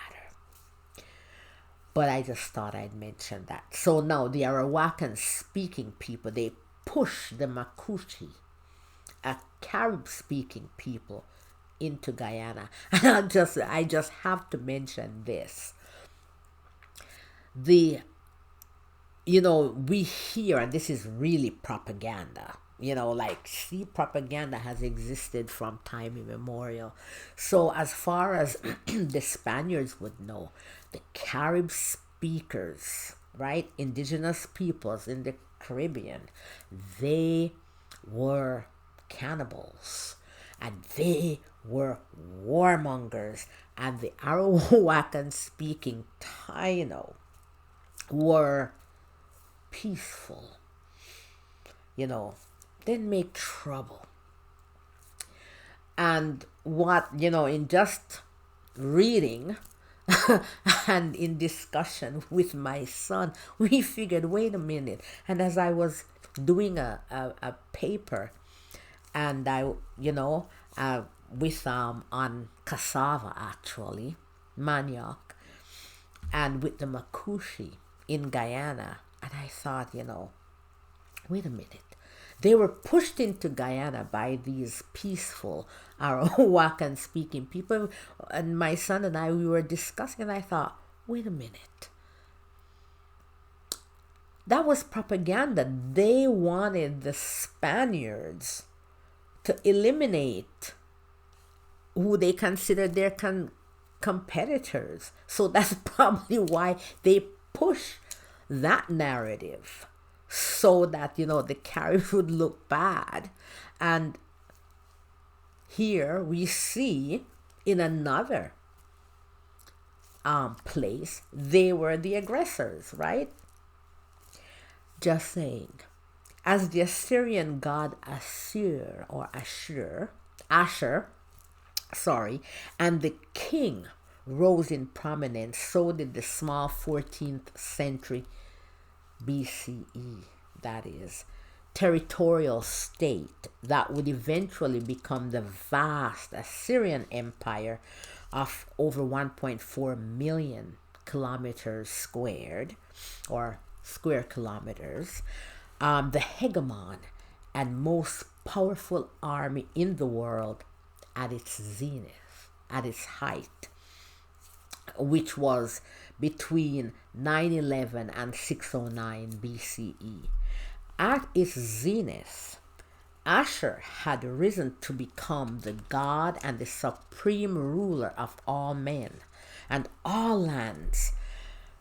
And so it had become the duty of the king to fulfill the wishes of the god Asher, to conquer and rule over all lands and all peoples. With this ideology, Assyria was in a perpetual state of war. So the empire grew, so Asher the god became even more powerful, and so they had to conquer even more people. So perpetual state of war. Those who opposed the mighty Assyrian armies were tortured and made unalive in the most gruesome ways, or captured and taken as slaves, their cities completely destroyed, and their orchards and fields devastated. But there was also a more practical reason why the Assyrians needed to wage perpetual war. In reality, because the Assyrians did not collect taxes, they had to wage perpetual war to gather revenue, to finance, maintain, and expand their empire. So it's, that constant, one is feeding the other, never ending. This was a vicious cycle. The growing power of Asher provided the Assyrians with the divine reason to advance their supremacist ideology and practices. Conquest and power is like sugar. It's addictive. That's why sugar, it's the sugar. When we believe that we drink soda, or in Jamaica they say soft drink, and oh my goodness, it's quenching our thirst. No, it's not. And you could have some more. It's the sugar. That's what makes it addictive. Sugar. And so you need more, but it's not really quenching your thirst. Just drink a glass of water. Now, Cyrus the Great claimed that he was ordained to invade Babylon because Nabonidus, the Babylonian king, committed heretical acts.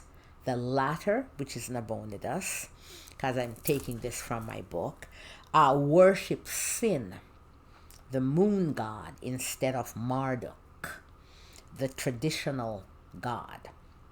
Nabonidus, many see him as the first anthropologist or archaeologist. And actually he actually studied Sargon, and as a, if we want to say it, as a social scientist actually. Now Nabonidus worship sin. I gotta show these things, and I'm, it's just history, which I love. So I like to educate and give people information. Knowledge is power. Now, Nabonidus also instituted different religious practices against which most of his subjects were not in agreement. So that's sort of like Akhenaten in ancient, where a lot of people were not, when he wanted to incorporate, when he changed the religion, so to speak, but he was an independent thinker. Most people were not happy, especially the powerful priesthood of Amun. Now, Europe and its colonial expansion were in part driven by its Eurocentric view that white people were superior to all other races. This was the view promulgated and supported by philosophers like Immanuel Kant, one of the Enlightenment philosophers, and Georges-Louis Leclerc, Le Comte de Buffon. For Leclerc, non-white peoples were subhuman and belonged to the human race only because they could procreate with white people. So if you mated a white human being with a black human being, they would produce a human being, a baby. So that's the only reason why you would classify, according to Le Comte de Buffon, that's the only reason why you would equate a savage like a black person, or one of those noble savages like the indigenous peoples of the Americas, why you would equate them or classify them as a human being. Could you imagine that? With this view, the colonists did not hesitate to divide lands without an iota of consideration about dividing one people's group into separate countries, an issue that has caused and is still causing many problems in the world today, with borders where you have half of a population in this new country border that they created, the colonial powers, and another half of the population in another country. And that's absolutely ridiculous. So you have all these conflicts going on because of this. They didn't care because, well, who cares about, these subhumans? Now, then you have the whole thing in, like, for example, the Cameroons with the Anglophone and Francophone, and that's a problem as well in Cameroons, with, it's just absolutely crazy. They also gifted lands that was not theirs to give to psychopaths like Leopold of Belgium, King Leopold of Belgium, the butcher of the Congo, who killed between 8 to 15 million Congolese, including children. I should say made unalive, slaughtered. The butcher of the Congo still maintains his good reputation as a builder of many monuments in Belgium. He maintains his good reputation in Europe because it is Africans that he slaughtered, and not white Europeans. He belongs, Leopold of Belgium, he belongs on the same page as Hitler and Himmler, and now Netanyahu, and of course there are many others, if only in the numbers that he slaughtered. How many millions more did he maim, the collector of hands? We do not know. We will discuss this later. Supremacists in their belief that they are superior either assimilate, segregate, displace, or annihilate.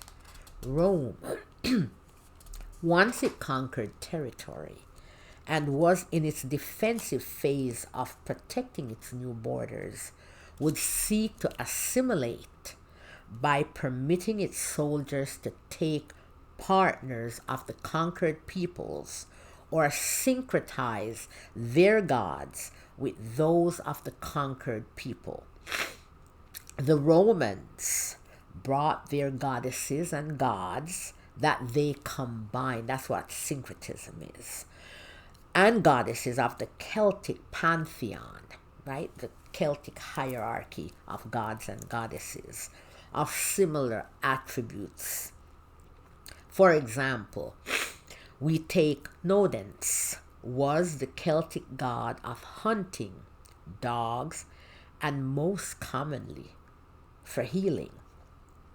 For this reason, he, Nodens, the Celtic god, is associated with the classical Roman god of healing, Asclepius, and the Celtic god Lugus, also, forgive my pronunciation, also known as Lug or Lug, thought to have been associated with light and the arts,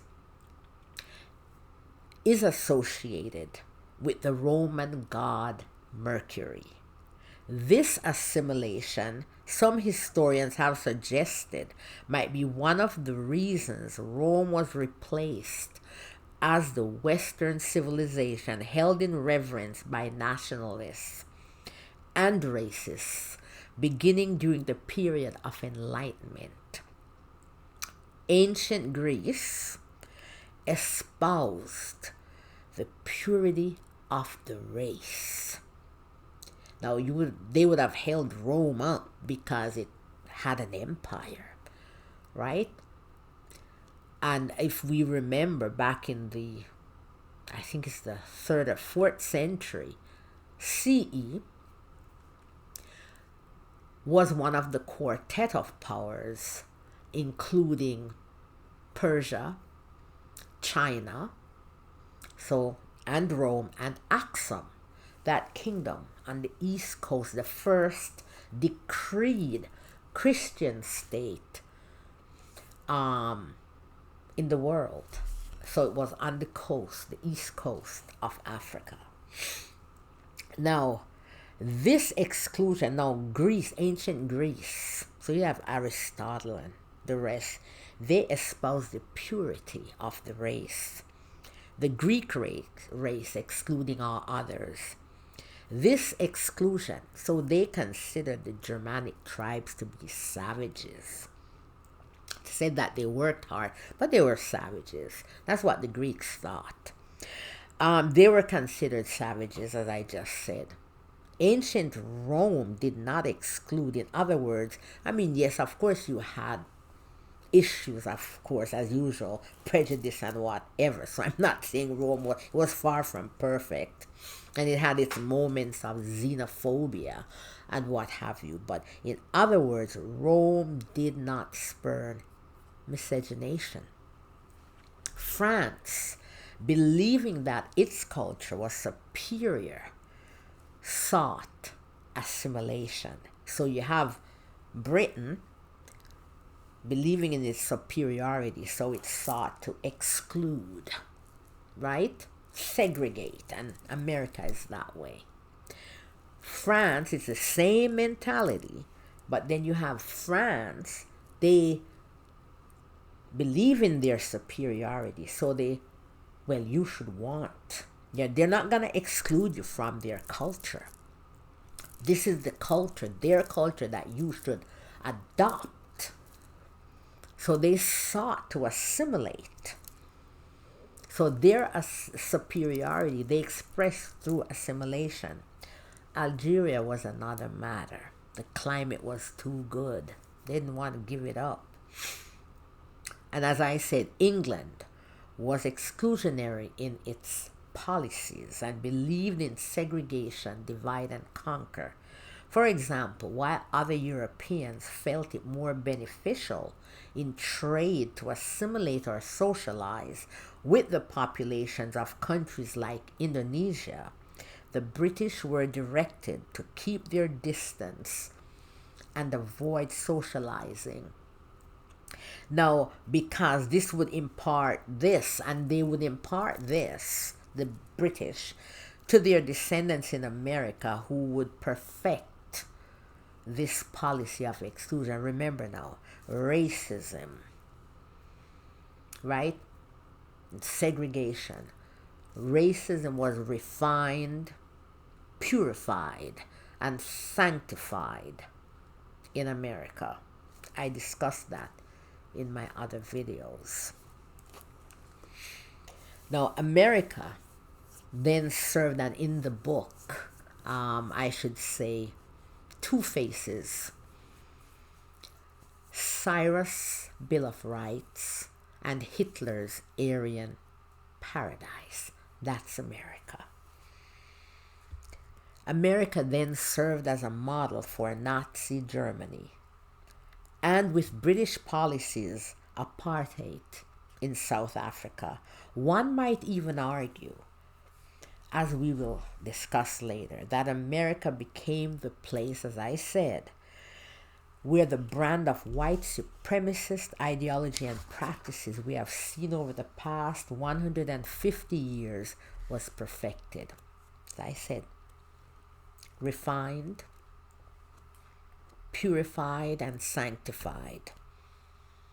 Now, its constitution, the Constitution, and that Bill of Rights influenced by Cyrus the Great's Bill of Rights, held it back, stunted the growth of white supremacist ideology, didn't stop it.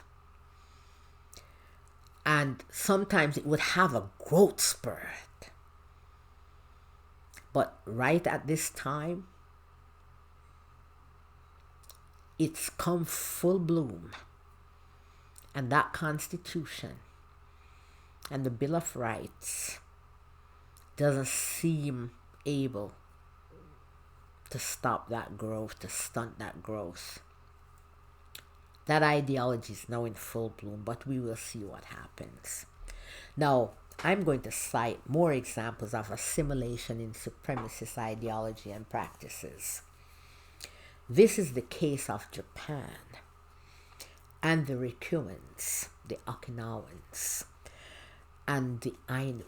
The Ainu are the indigenous population of the Japanese archipelago. Now, I'm giving examples here that, like there are some Japanese who would deny this and they would absolutely not like what I'm saying, right? I would be banned for what I'm saying, but facts are facts.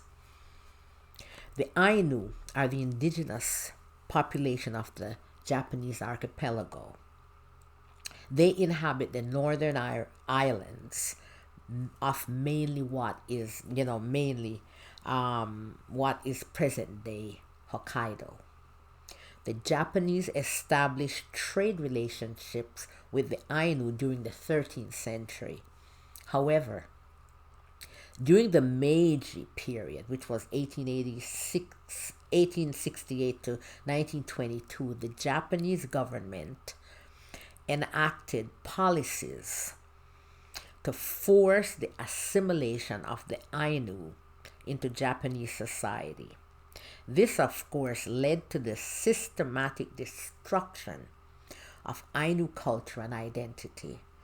During the Meiji period, the Ryukyuan Islands, situated southwest of the main islands of Japan, were annexed by Japan. The Ryukyuan kingdom was abolished and the systematic destruction of the culture began. Now, we must remember that the Japanese government during World War II, it was a supremacist state. They were supremacists. It's equal opportunity.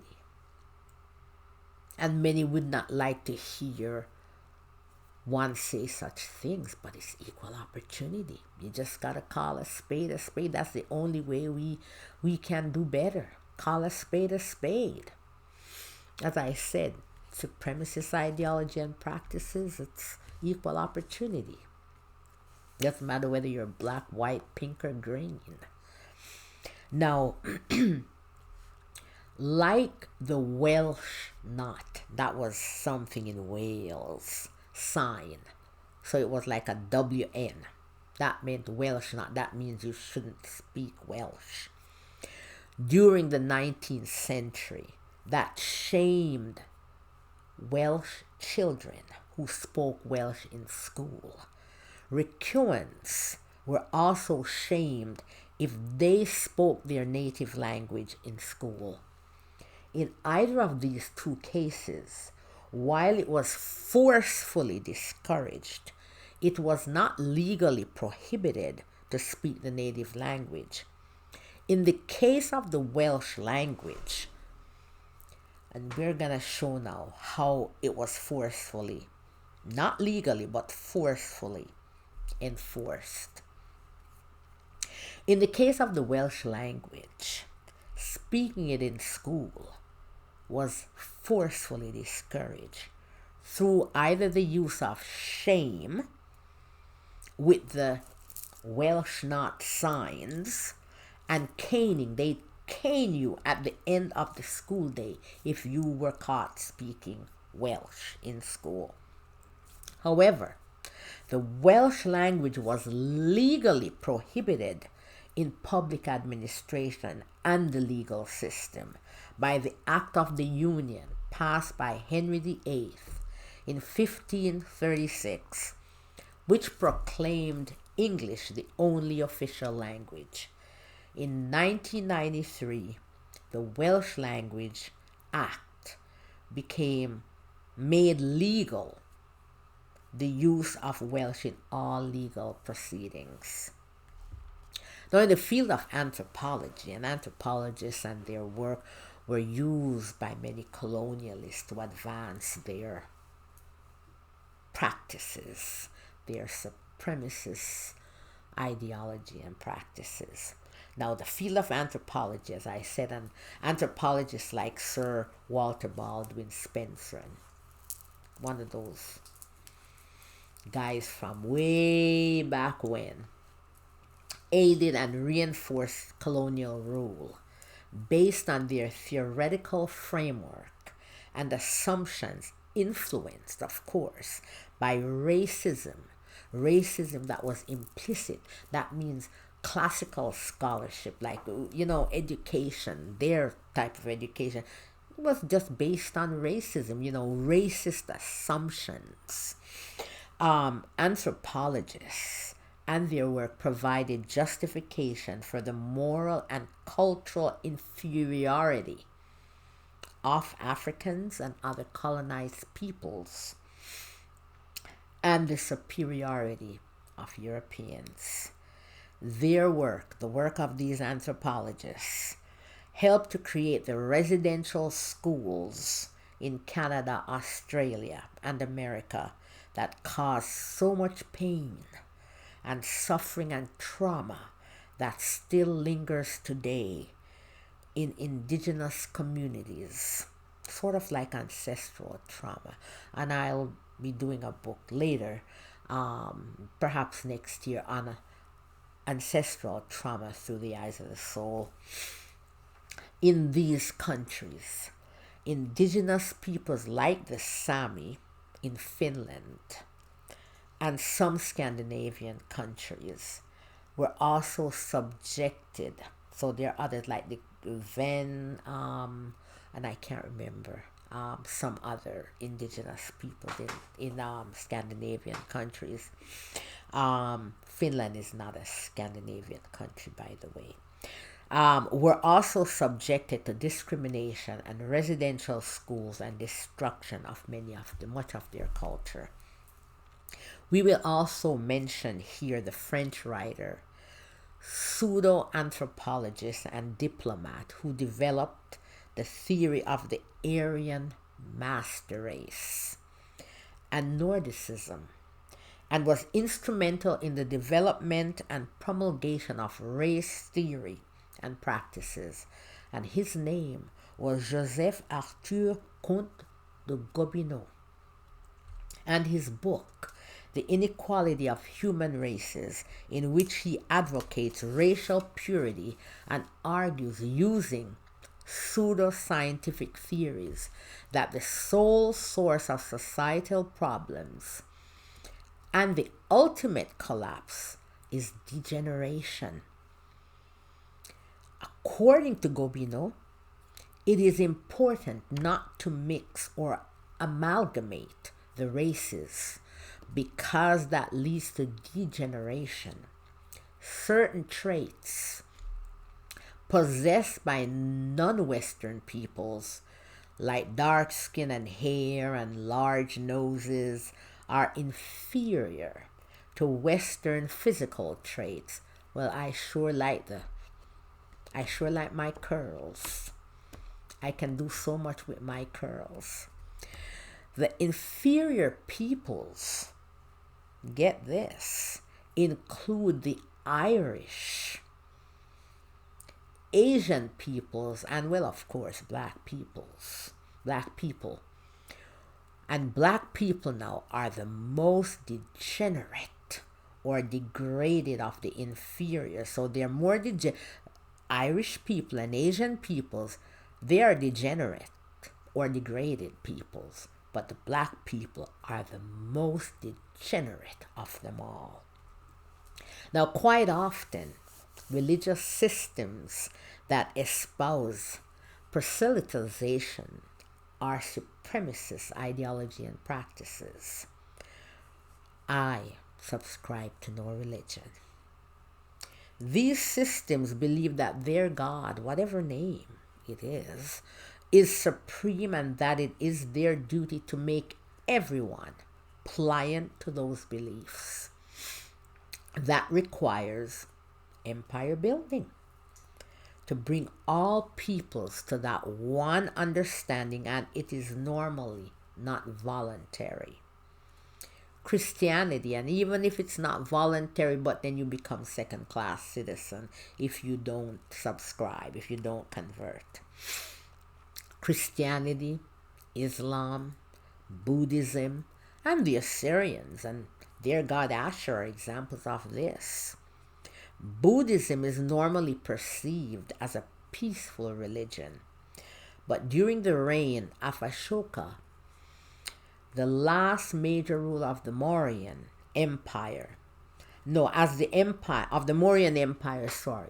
Now, as previously discussed, as the Assyrian Empire grew, so did their god.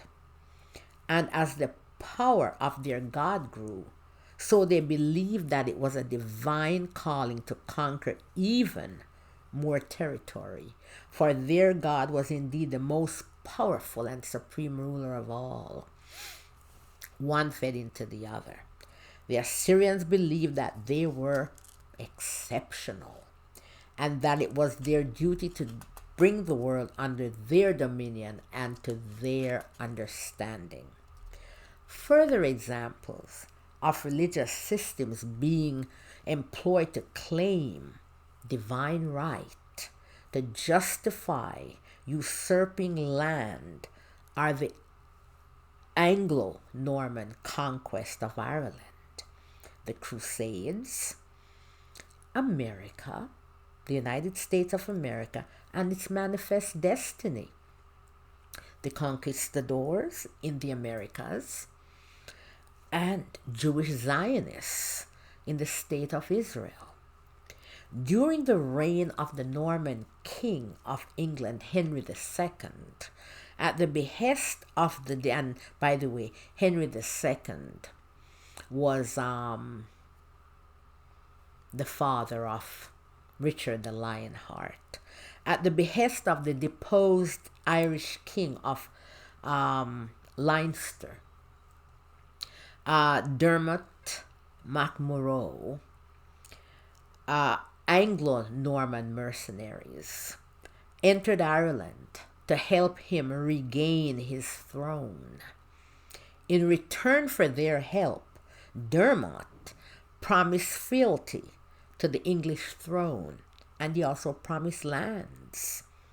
Sanctioned by Henry II and with the blessing of the Pope, giving the reason that the Irish did not practice Christianity as they should, according to the rules of the Vatican, in the proper way, the Normans usurped more lands from the other Irish kingdoms, displaced and subjugated the Irish people. Ireland became a part of the Angevin Empire. The English rule of Ireland lasted almost 800 years. Now, the Pope's blessings for Norman conquest in Ireland, with the excuse or reason that being that Irish Christianity did not conform to the rules of the Vatican, lousy excuse, was no different from the excuse of the conquistadors in the Americas. They were permitted by a very active Queen Isabella, co-ruler with, she was no shrinking violet, with King Ferdinand of Spain, to conquer the indigenous peoples if they practiced cannibalism. The conquistadors, always accompanied by priests, were instructed that they could subjugate peoples who were cannibals. This subjugation, sanctioned by the Christian queen, who was on a mission to convert as many heathens as possible, the Bible in one hand and the gun in the other, meant by any and every means possible.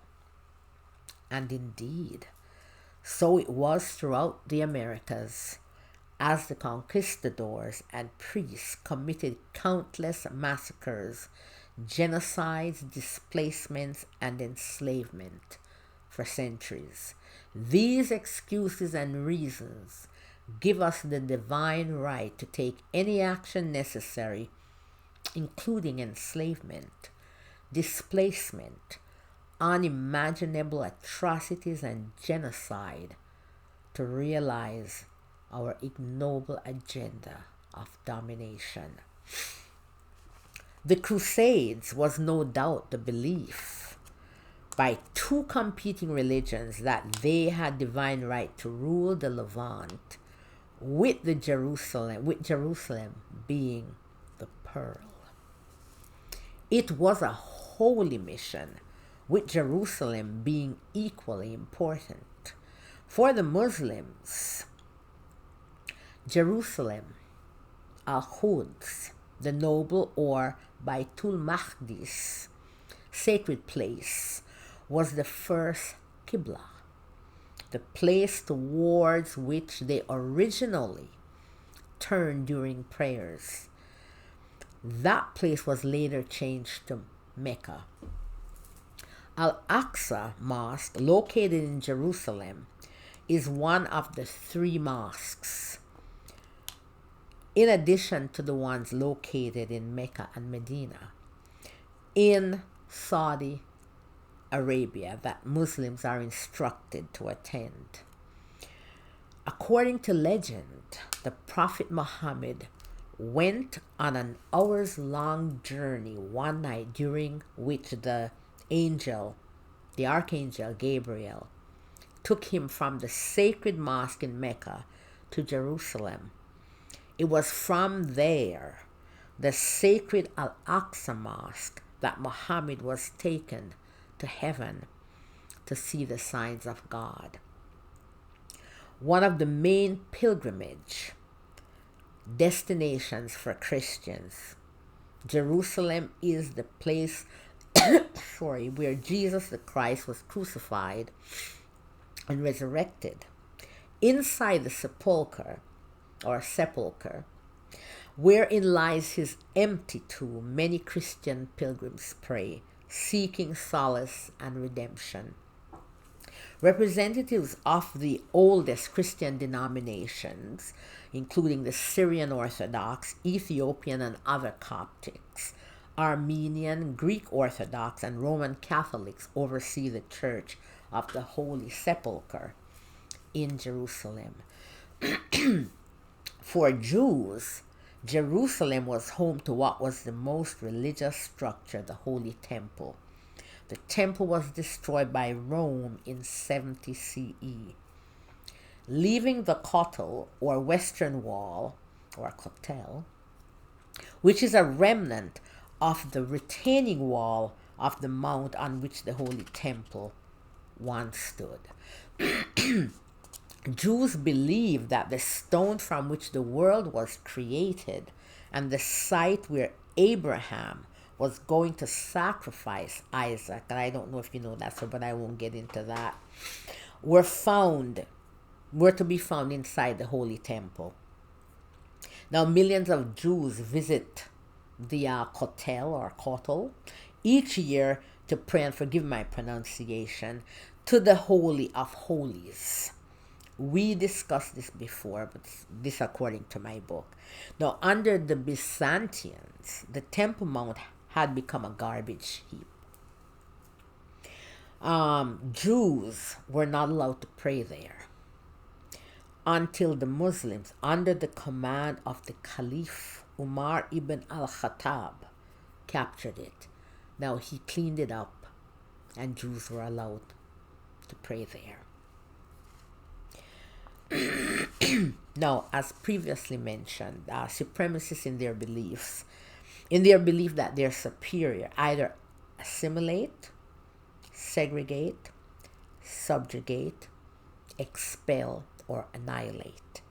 Currently, with the help of Christian Zionists and Christofascists in the United States of America, Jewish Zionists, and some of them are not even Christian Zionists, some of them are just plain Zionists in America, are now working to usurp the lands of the Palestinian people. They have segregated them in a state of apartheid, expelled many, and are now in the process of annihilating them. They have also begun to destroy Christian sites as well. Just as I predicted, and my guide showed me some years ago.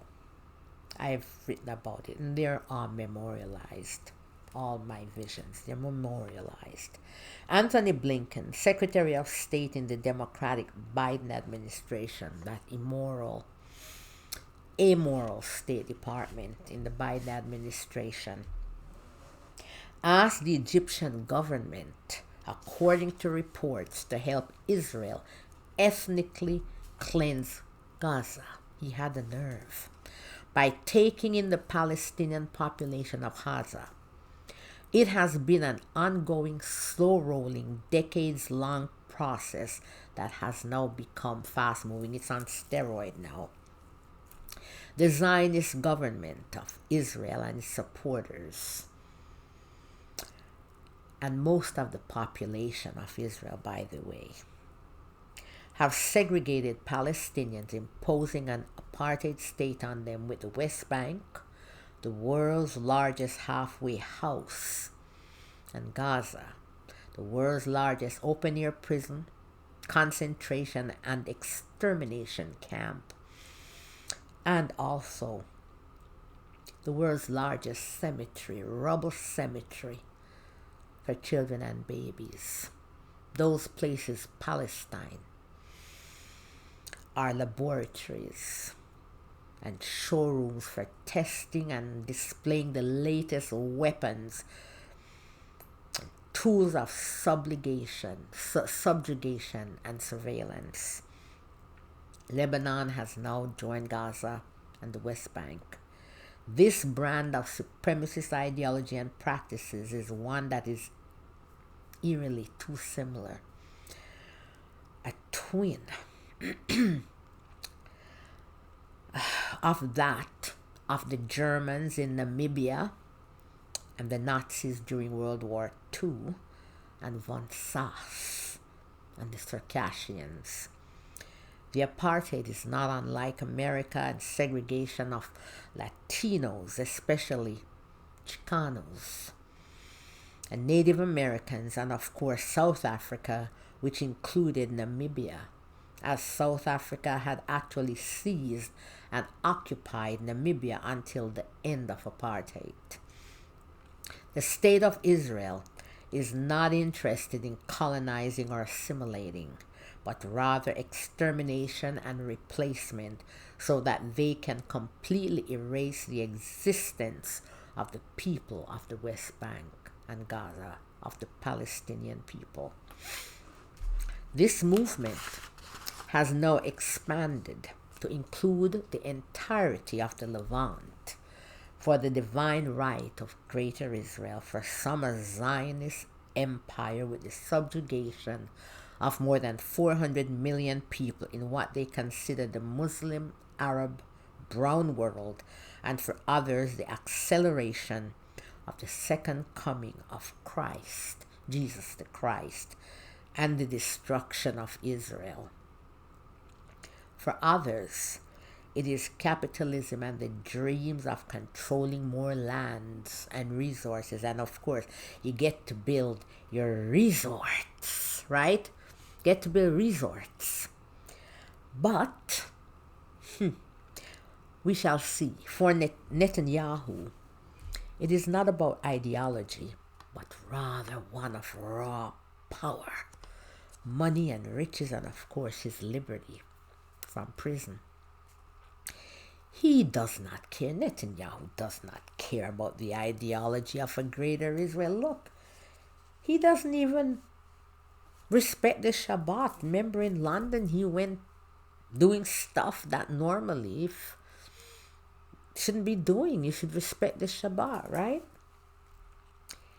Netanyahu is just a racist, corrupt soul, dreaming of becoming emperor of vast lands and saving himself from prison. That's what many of the leaders of these different groups of supremacist ideology and practices, they're all just con men. Yeah, true con men who don't believe in what they're espousing. They just need to get to where they want to go to get that power. And then they find a mob of sheep. So they latch on to an ideology and, they get what they want and the mob of sheep get what they want. This movement has now expanded to include the entirety of the Levant for the divine right. As I said, and the subjugation of more than 400 million people in what they consider, as I said, the Muslim and brown Arab world, but I said that already and I missed my place. So let me go on now. Now I've gotten back to my proper space. We will note here that more than 400 million people in the region, right, throughout the Muslim world, are Christians, Muslims, and adherents to other belief systems such as Zoroastrians. They're of all colors and races and ethnicities, including Circassians, who are also in Israel, Levantines, Egyptians. Yes, Egyptians. There's an ethnicity.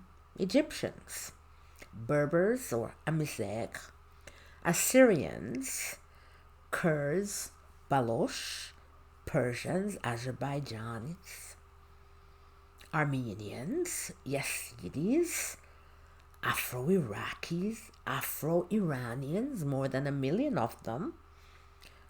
And these peoples throughout these regions are not just brown and Arab.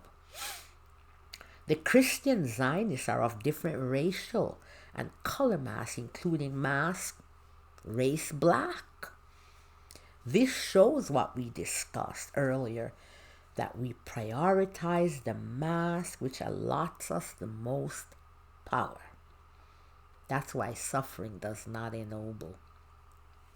It also shows that suffering does not ennoble. One might assume that a Black American, African American, would empathize with Palestinians.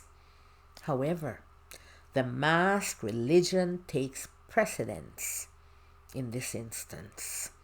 We also know that the history of the soul explains this fact, that suffering does not ennoble. Now, during the 19th century, the American Empire ideology of manifest destiny took root in America. It espoused three messianic aspects, which, according to Weeks, it's one of my references, are: number one, the assumption of the unique moral virtue of the United States. The assertion, number two, of its mission to redeem the world by the spread of Republican government and, more generally, the American way of life. And number three, the faith in the nation's divinely ordained destiny to succeed in this mission. Well, you could tell with George Bush and his, George Bush Jr. there, and George W., is it? And his crusade during his administration, you can tell, yes, spread American way of life and the divinely ordained to rule and govern the world. These aspects, Weeks, my reference, adds, are a rhetorical triad of virtue. Those three things: virtue, mission, and destiny. This was American exceptionalism, nationalism, and white supremacism. That's what those were, those three things. This ideology led the westward settler colonial expansion, annexation of Native American lands, and that of Mexico. In the case of Texas, then a part of Mexico, many illegal American migrants entered Texas. Illegal migrants, wow. American illegal migrants entered Texas, then a part of Mexico, with slaves. Although slavery had been abolished in Mexico by its second president, Vicente Guerrero, of mixed African ancestry, an exception was carved out in Texas to accommodate the American migrants. This, of course, would be the eventual detriment of Mexico, because the Americans would incorporate Texas into America. So in other words, the Mexicans didn't go to America. America grew over Mexico.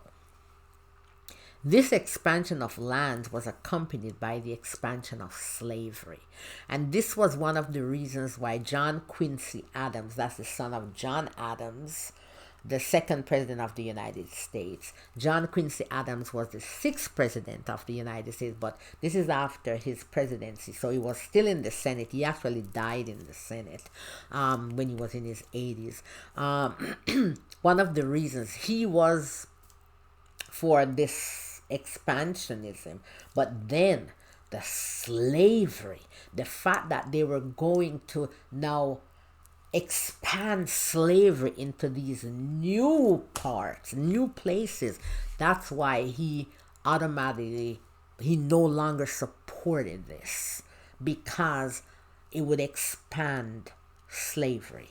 Now, he and his father were the only two presidents of the first 12 presidents of the United States of America who did not own slaves, and they were against slavery. And he was also, John Quincy Adams, one of the lawyers that defended Cinque from the Amistad. That, when they had an uprising on the slave ship named the Amistad, and they had a big court case, and he was one of the lawyers who defended the slaves who had taken over the ship, and they won. And unfortunately, some years after, then you have that dreaded, what was it, Dred Scott decision, which was like the opposite, country, it was so opposite to the Amistad decision. Just thought I would add that in there. Another nugget. Now,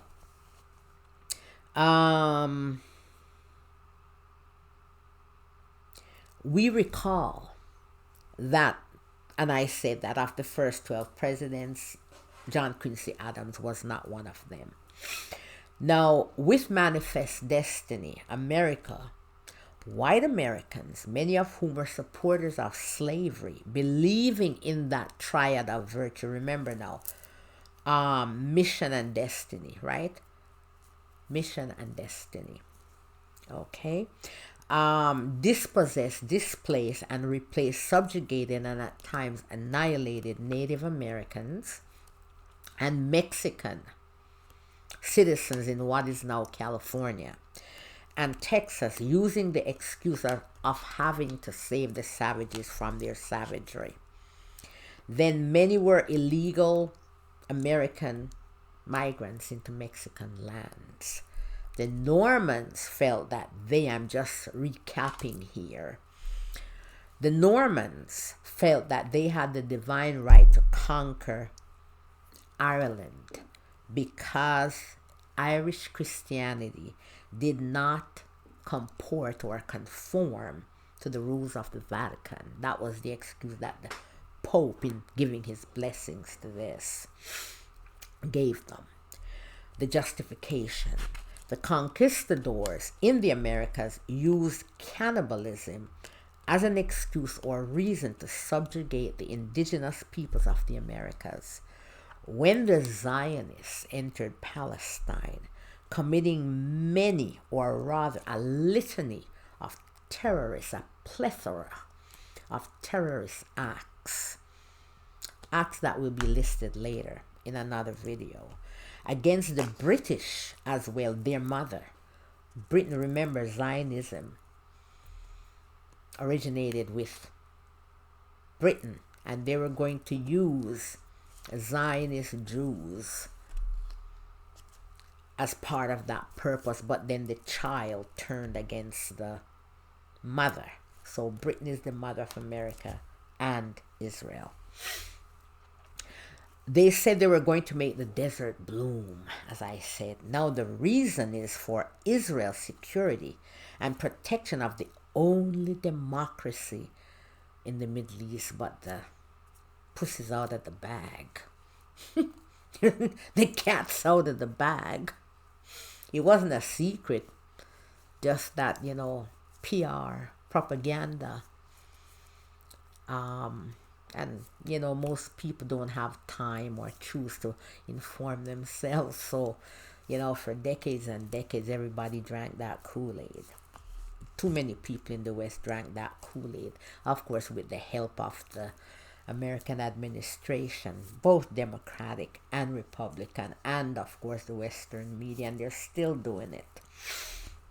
Now, they also claim and believe with Zionist Christians and Christofascists that some are the chosen people with a divine right to segregate, subjugate, displace, expel, and annihilate the Palestinian people and subjugate more than 400 million others throughout the region. And of course, like Christian Zionists, like that silly man, and I shouldn't say silly, that brother of ours, Huckabee, or ambassador was not a very well-read man. With silly nonsense, who he needs to read history, good history, and then he wouldn't speak rubbish. It's dangerous when we don't inform ourselves properly. We become, and we are put into positions of power, we become dangers to society.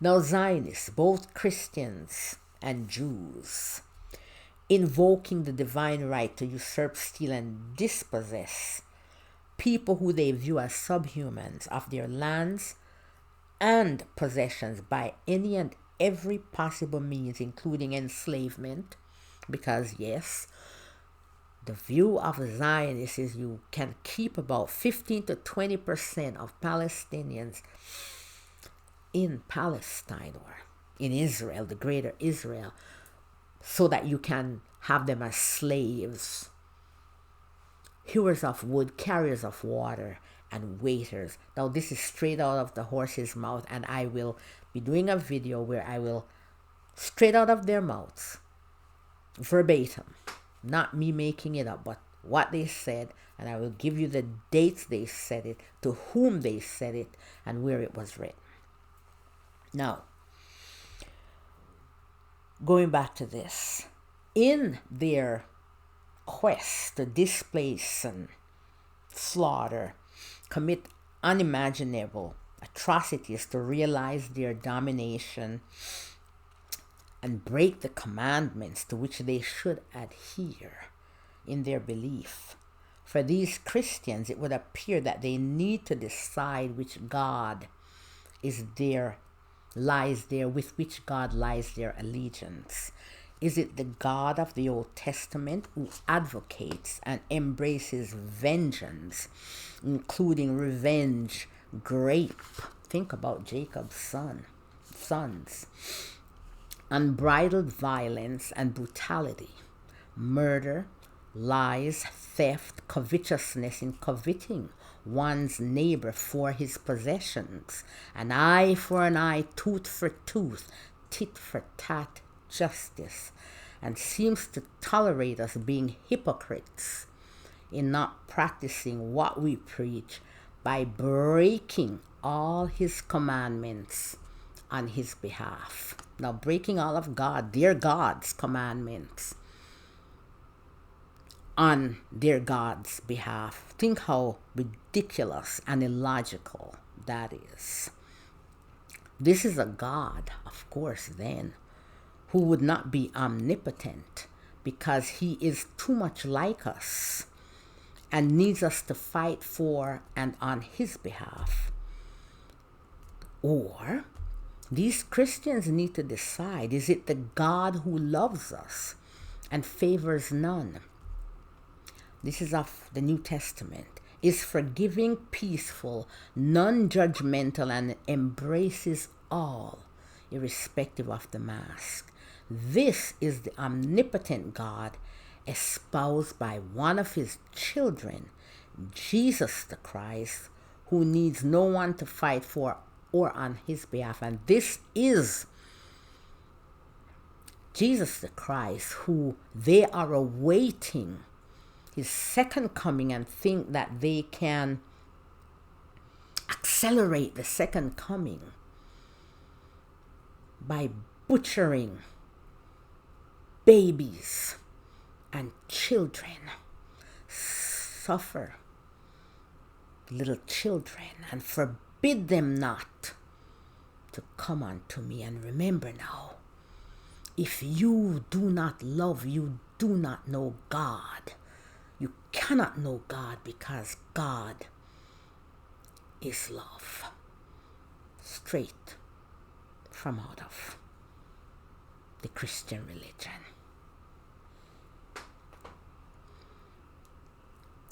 Well, they have to decide which God they serve. The one whose son, and we're all children of God, on which they are awaiting his second coming, or the one with the tit for tat tooth for tooth, an eye for an eye, justice.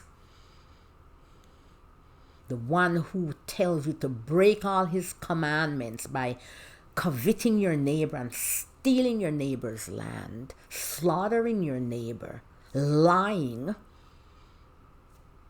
Is it that God, or is it the one of peace? Well, as I said, it cannot be both. It has to be one or the other. God the Creator, that's something that is greater than us, is not as contradictory and as schizophrenic as we imperfect fallen angels are, and he does not preach or advocate supremacist ideology and practices. He does not advocate harming our brothers. While most of these Zionists and Christofascists believe the false, intangible ideology, others, as I said before, often like the leaders, like Benjamin Netanyahu, have only the tangible aims of power and material wealth. The religious reason of God bequeathing lands to any group is nonsensical ideology used to advance ignoble agendas. What omnipotent being would be cynical, short-sighted enough to bequeath lands and to any group when seas and oceans rise, drown and cover lands, volcanoes erupt, cover lands with lava and ashes, and earthquakes swallow lands and us and our belongings. Through the eyes of the soul, divine right, in the playbook of supremacist ideology and practices, there's no divine, their belief that it is their divine right to usurp or dispossess others of their possessions, whatever the possessions are, including the land, whether of their free will, rights, lands, or other possessions, as I just said, is ridiculous and uses religion as the cloak, the mask behind which lies the lust for power, greed, peddled by souls on the lower rungs of the ladder of soul restoration who still have a ways to go. One day they will tire of that rung and they will rise with others and start that journey up the ladder. Once again, all of us are living on the graves or societies of others, whether through force or naturally with the passage of time and some natural disaster. We are supposed to be civilized and advanced today. There is no need for the usurpation of Palestinian, Lebanese, or Syrian lands, or those of any other people in these modern times. God, or whatever name we choose to give to that something that is greater than us, as I said, did not bequeath unto anyone or any group lands, neither in the past, present, or future. Religion is indeed, according to Karl Marx, the opiate of the people. One of the most dangerous of the masks around which we incur the greatest of karmic debts because we pretend to speak on behalf of the Creator. We are all God's chosen people. To believe that our Creator bequeath unto any of us a particular strip of land, or that He commands us, give us a messianic mission to conquer as much territory, like in Assyria, as possible, to spread our belief and way of life is sheer arrogance. The very arrogance that has made all of us fallen angels. In fact, it is megalomaniac gibberish. It is not Lucifer, who is the fallen angel, but each and every one of us experiencing human life, temporary human life. Each of us is Icarus, who flew too close to the sun. Furthermore, to make unalive, rejoice and bathe in the blood of our brothers, the gravest of spiritual mistakes, is another folly. Well, I am going to end this video, and it's a rather long one. I didn't think it would be so long, the first video in a series, but I guess I add my nuggets as I remember them, as I'm still reading and trying to keep on track. But knowledge is power, and I enjoy imparting knowledge to others just as I enjoy gaining knowledge. Now I'm going to end this one with the following. As usual, none of us is without blemish. And although I appear harsh, I must deliver the messages as I get them. What I do and the collective, as harsh as we sound, wish that all of us would do better and recognize the humanity in each other, that we're all brothers. Hate hitching a ride. Hate a contagion, a cancer metastasizing, an opportunistic bacteria, the cloud waiting to block the sun. Hate waiting to hitch a ride on the train of love. Hate the rat on this rat passage, hitching a ride on the boat to the plague. Hate the bedbug waiting for our suitcase. Hate the roach riding on our coattails. Hate the shadow always lurking behind, sometimes longer than us. Hate just lurking behind the thin curtain, waiting for its turn on center stage to take us to a place not so far away, a blast back from civilization to barbarism, from knowledge back to ignorance, from wisdom back to impotence. Hate never takes a holiday, always looking for the opportunity to hitch a ride on the train of love. Hate inhabits the same place as love within us. Now, remember, we're all tenants on this earth, not here to have dominion or to rule over anything or anyone. We're not here to have dominion over the fowl of the air, the fish in the sea, or the beasts in the fields. We're not here to rule and have supremacy over our brothers. Let us be good tenants. Let us take care of ourselves and each other. Let us trod ever so lightly on this earth and take care of this planet we call Earth, and all the creatures that dwell thereon. Remember always that there's something greater than us. That's the fatherhood of God. We respect and show our love to our Father. That's something that is greater than us, by taking care of ourselves and our brothers.